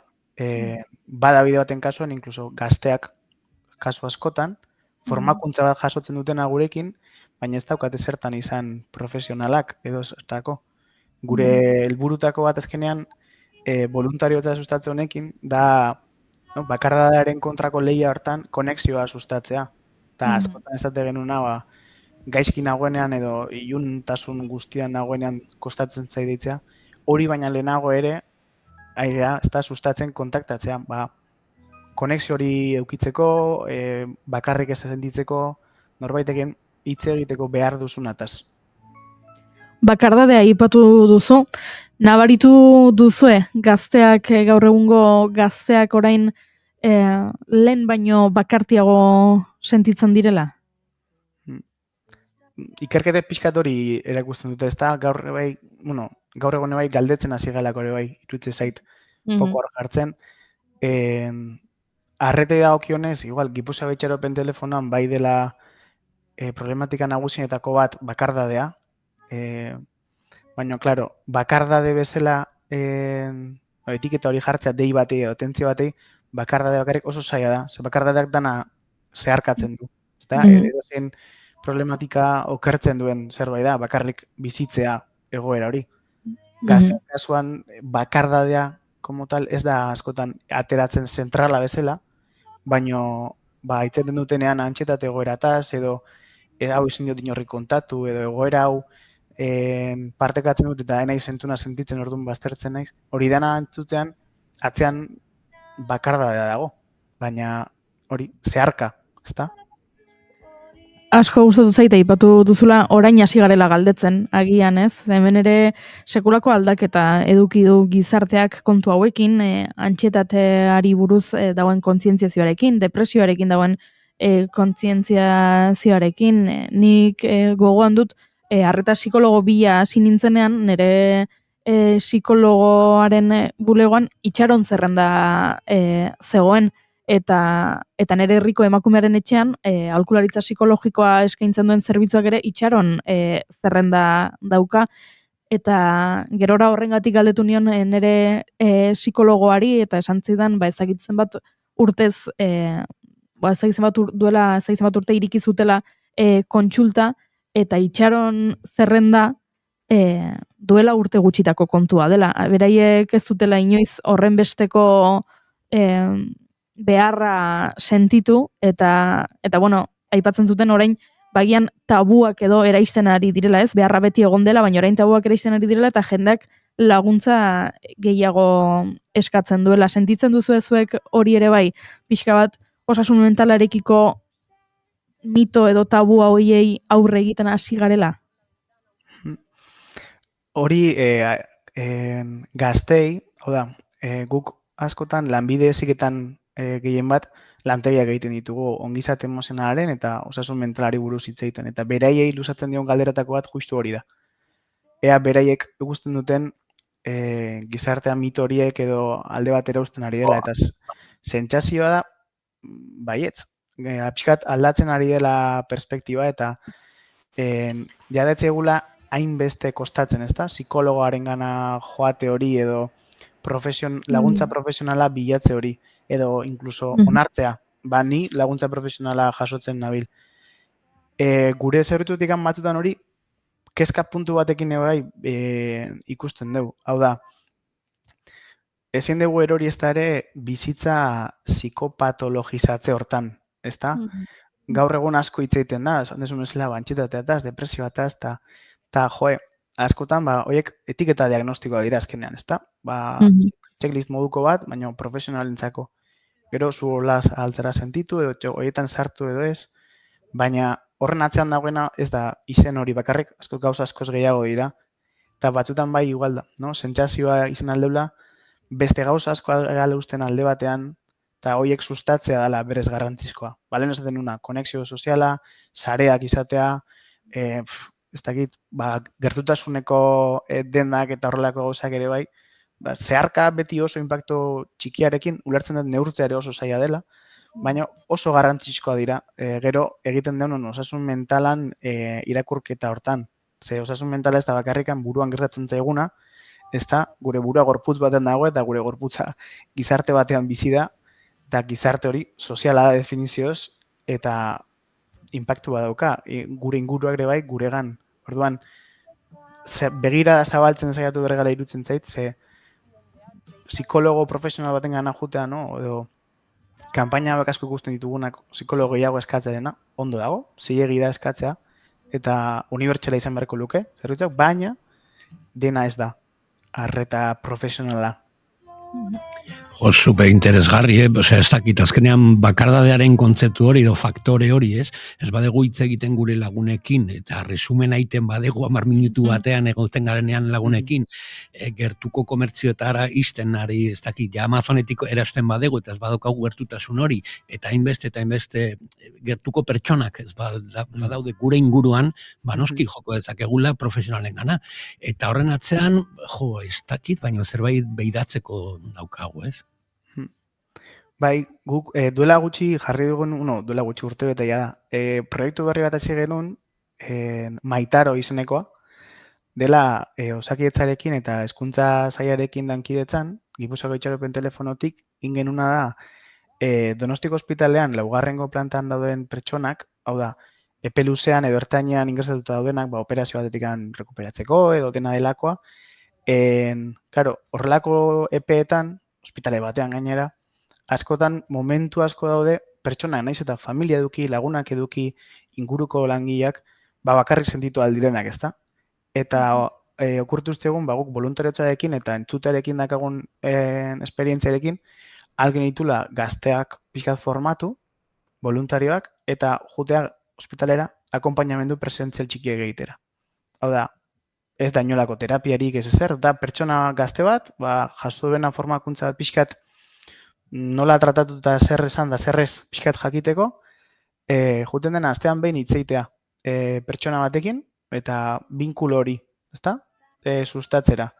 Eta sekulako arrakasta ikutzen nahi da. Eta behira ze berez kontzeptu simplea dela, ezta? Konexioa eta gerturatzea.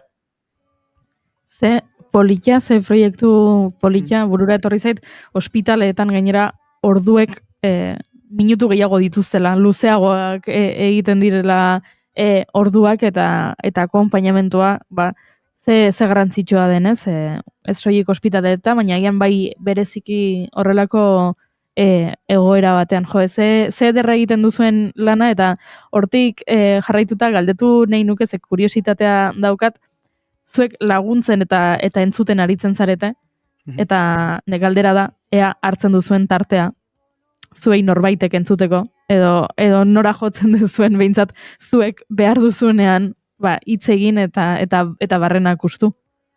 Bai, noski. Hortan, elkarte txiki bagea, zentzu hortan. Bai, 3-4 langile gea, zean arabera, oda, lankargaren arabera, jaizten da igotzen da hori, baina voluntario pila dazkau, 30 inguru. Orduan, zaintza ezinbestekoa da. Bai, kanpora egiten deuna, ez da, baina bai elkartean barnean, ze voluntarioak orokorrean Gipuzkoako Itxaropen telefonoan media 6 urte izaten da, geratzen direnak hemen. Orduan, epe hortan mantentzeko entzuten eta bizituzten egoera bizitzen, zaintza ezinbestekoa da. Eta gure artean bai hori egunero aplikatzen daun hemen. Bai. Voluntario talde potentea aipatu duzu. Egingo diegu deia entzulei voluntario gisa izena eman dezaten, edo voluntario kupoa beteta daukazute? Inoiz ez da betetzen hori, baina bai, esan bezala ez da, elkarte txiki batek erritmo batzuk exigitzen ditu, eta formakuntza prozesuak ez dira motzak 3-4 hilabeteko formakuntza prozesu bat egin behar dutena, teoriko praktikoa, eta baina bai, alditu bideratu Gipuzkoako Itxaropen telefonoan web horrian, hor dago kontaktua, bai, git.eus da, git.eus web horria, eta bertan dago informazio guztia nola kontaktatu, zertan datzan, bai gazteen zerbitzuak bada bide batek, bai albaindu dena 30 urtetik gorako pertsonentzako zerbitzua. Hortxe gure entzulei proposamena, hortxe daukazu informazioa voluntario lanetan interesa balin baduzue, eta gure partetik eskertzea besterik ez egiten duzuen lana, eta eskertzea tartetxo bat hartzeagatik gurekin egoteko. Gainera, gauza bat esango dizut, ukitu oso interesgarria iruditu zait, zure atzean telefono bat ikusten ari garela, Eta ematen dio, borobiltzen du gaia nolabait. Bai, kuadro hori, hemen zion bulegoan hasi baino lehenago, eta earki joa, lehegi esan, telefono hori mantentzea, klasiko hori, gaur egun ja ez duen erabiltzen ezertako, dekoratzeko garrikan. Eskerrik asko beina, eta aipatu dugu, informazio gehiago nahi balin badu gure, entzule orori zuzenduta, badabidebat.eus webgunean dena topatuko duzue, bai harremanetan jartzeko moduak, baita informazio gehiago ere, eta animatu nahi ditugu gure entzuleak kuskusi atzera behintzat webgunea eta ikustera zer dagoen, eta agian laguntza behar balin badute, hor topatuko dutela jakiteak, horrek ere lasaitua ematen digu gizarte bezala. Eskerrik asko Beñat, esan bezala. Eskerrik asko zuei espazio emateagatikan. Agur.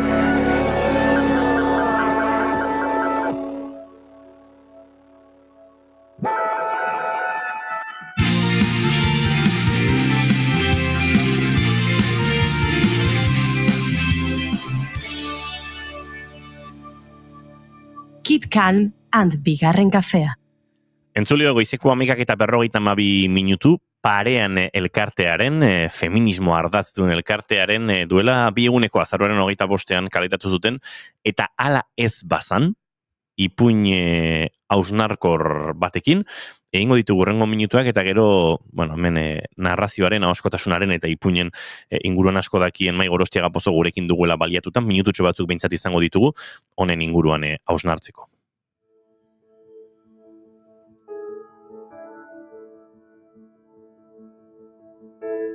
Kaixo, horrera.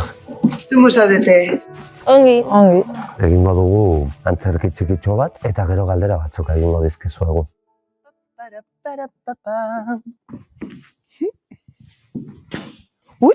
Kaixo? Kaixo. Badakizuen nor nahi zen ni? Txanogorritxu. Bai. Ipuinetako txanogorritxua naiz. Eta baso hau, egunero zeharkatzen dut amonaren etzera joateko. Hemen denetarik topatzen dut. Perretxikuak, loreak, jaien, berriro berandu egin zait. Eta amonak eskatuko da laizter ez banaiz iristen bere etzera. Gero arte! Agur. Ederra naiz. Askarra. Sexia. Hau bai, otxoka txarroa.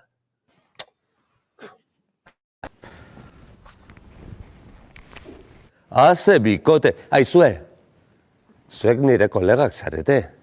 Eman mostekoa.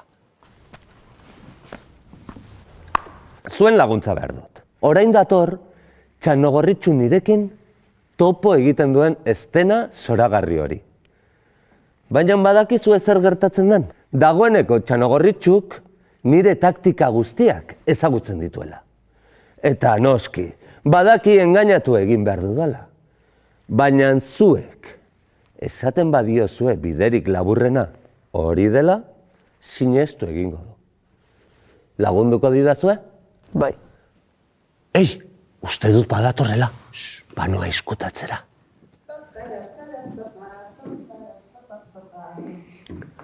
Kaixo, Pampoxori. Kaixo?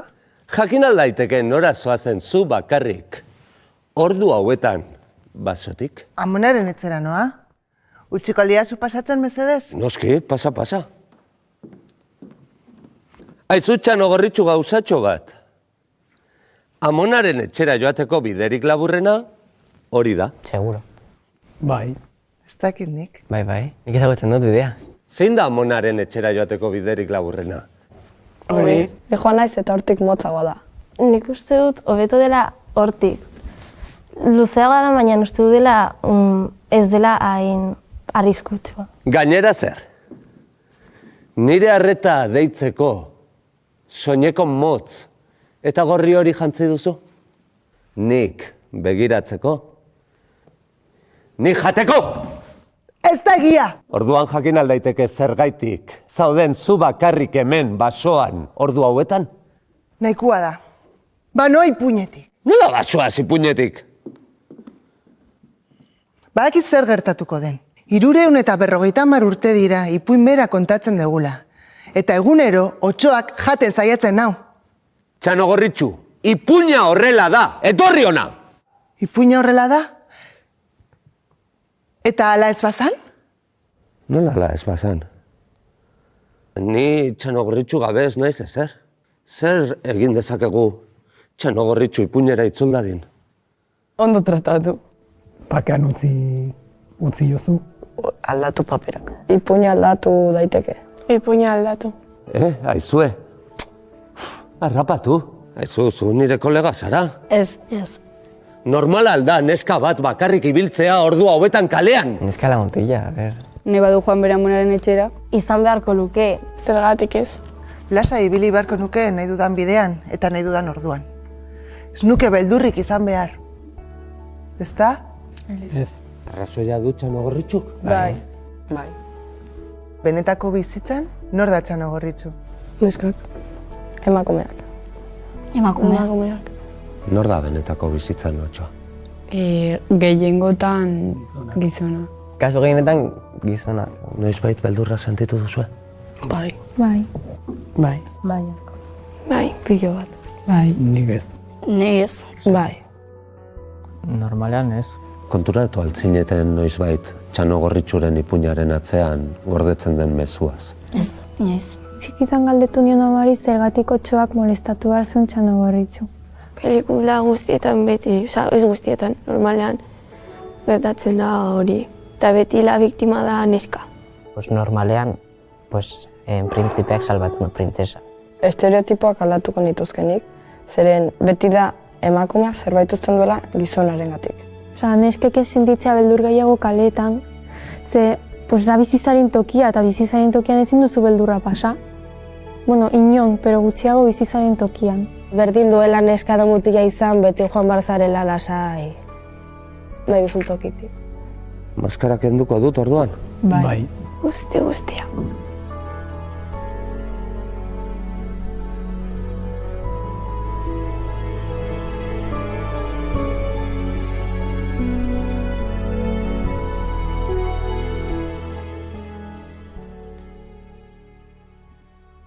Bizizaren tokien, ez zenuke beldurrik pasa behar. Bueno, ez bizizaren tokien eta ez inun. Ze indartsua ipuina, niri oso sunkigarria egiten zait, 3 aldiz ikusi dut jada, lehengoan jaso nuenetik, eta 3etan sentitu dut, barrenak asko astintzen zaizkidala, baina esperantza puntu bat ere transmititzen duela, askotan ikusten dugu, gure gazteak, hainbat genero kontuekin deskonektatu xamar ote dauden, edo sentsazio horiek ote ditugun, eta niri oso impactantea egin zait. Aipatu nahi dut, entzun duguna, gure dela lagin bat, patata tropikal antzerki laborategiak, obra hau eskaintzen du, tailerrak egiten du umeekin, gazteekin, erabekin, eta bukaeran gero prozesu bat formatibo beraiekin, izugarrizko lana dago horren atzetik, badira urte pare bat gai hau lantzen beraiekin, beste ikuskizunak ere baituzte, patata tropikalaren lana izugarria, zabalduen antzerkia metodoak erabiltzen, Eta bai, esaten duzuna. Ukigarri. Ea, parean elkarteko kideak ekarritzak egun gurera, eta Maik ere akaso zapalduen antzerkiaren inguruan hausnarketa sakonago bat ere ekarri ezaguken, ze oso gai interesgarria da eta ondo ezagutzen duzuena.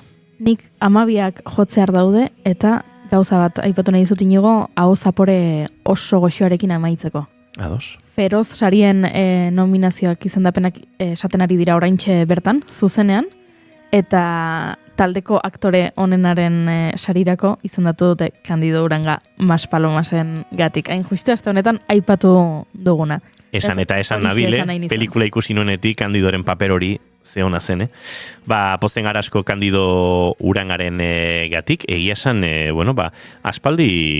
aspaldi ez du aitzakiarik topatu Candido Uranga gurean izateko, baina Maspalomasetik esan da bezala ibili gara, esan eta esan, bere lana ikaragarria zela, eta Feroz sarietarako izendapen honek ere, bai ezatzen du hori eta ematen digu poza, así que akaso, eta ilusio asko egiten digu, así que akaso hori ere izan daiteke, aitzakia Candido Urangarekin tartetxo bat hartu, eta gian gero sozidadean bazkaritxo bat egiteko.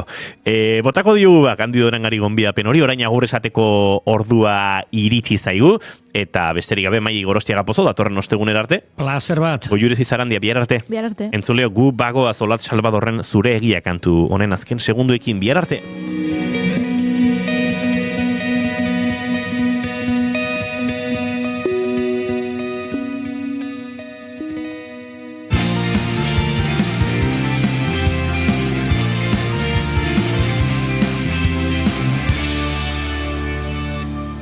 Keep calm and bigarren kafea.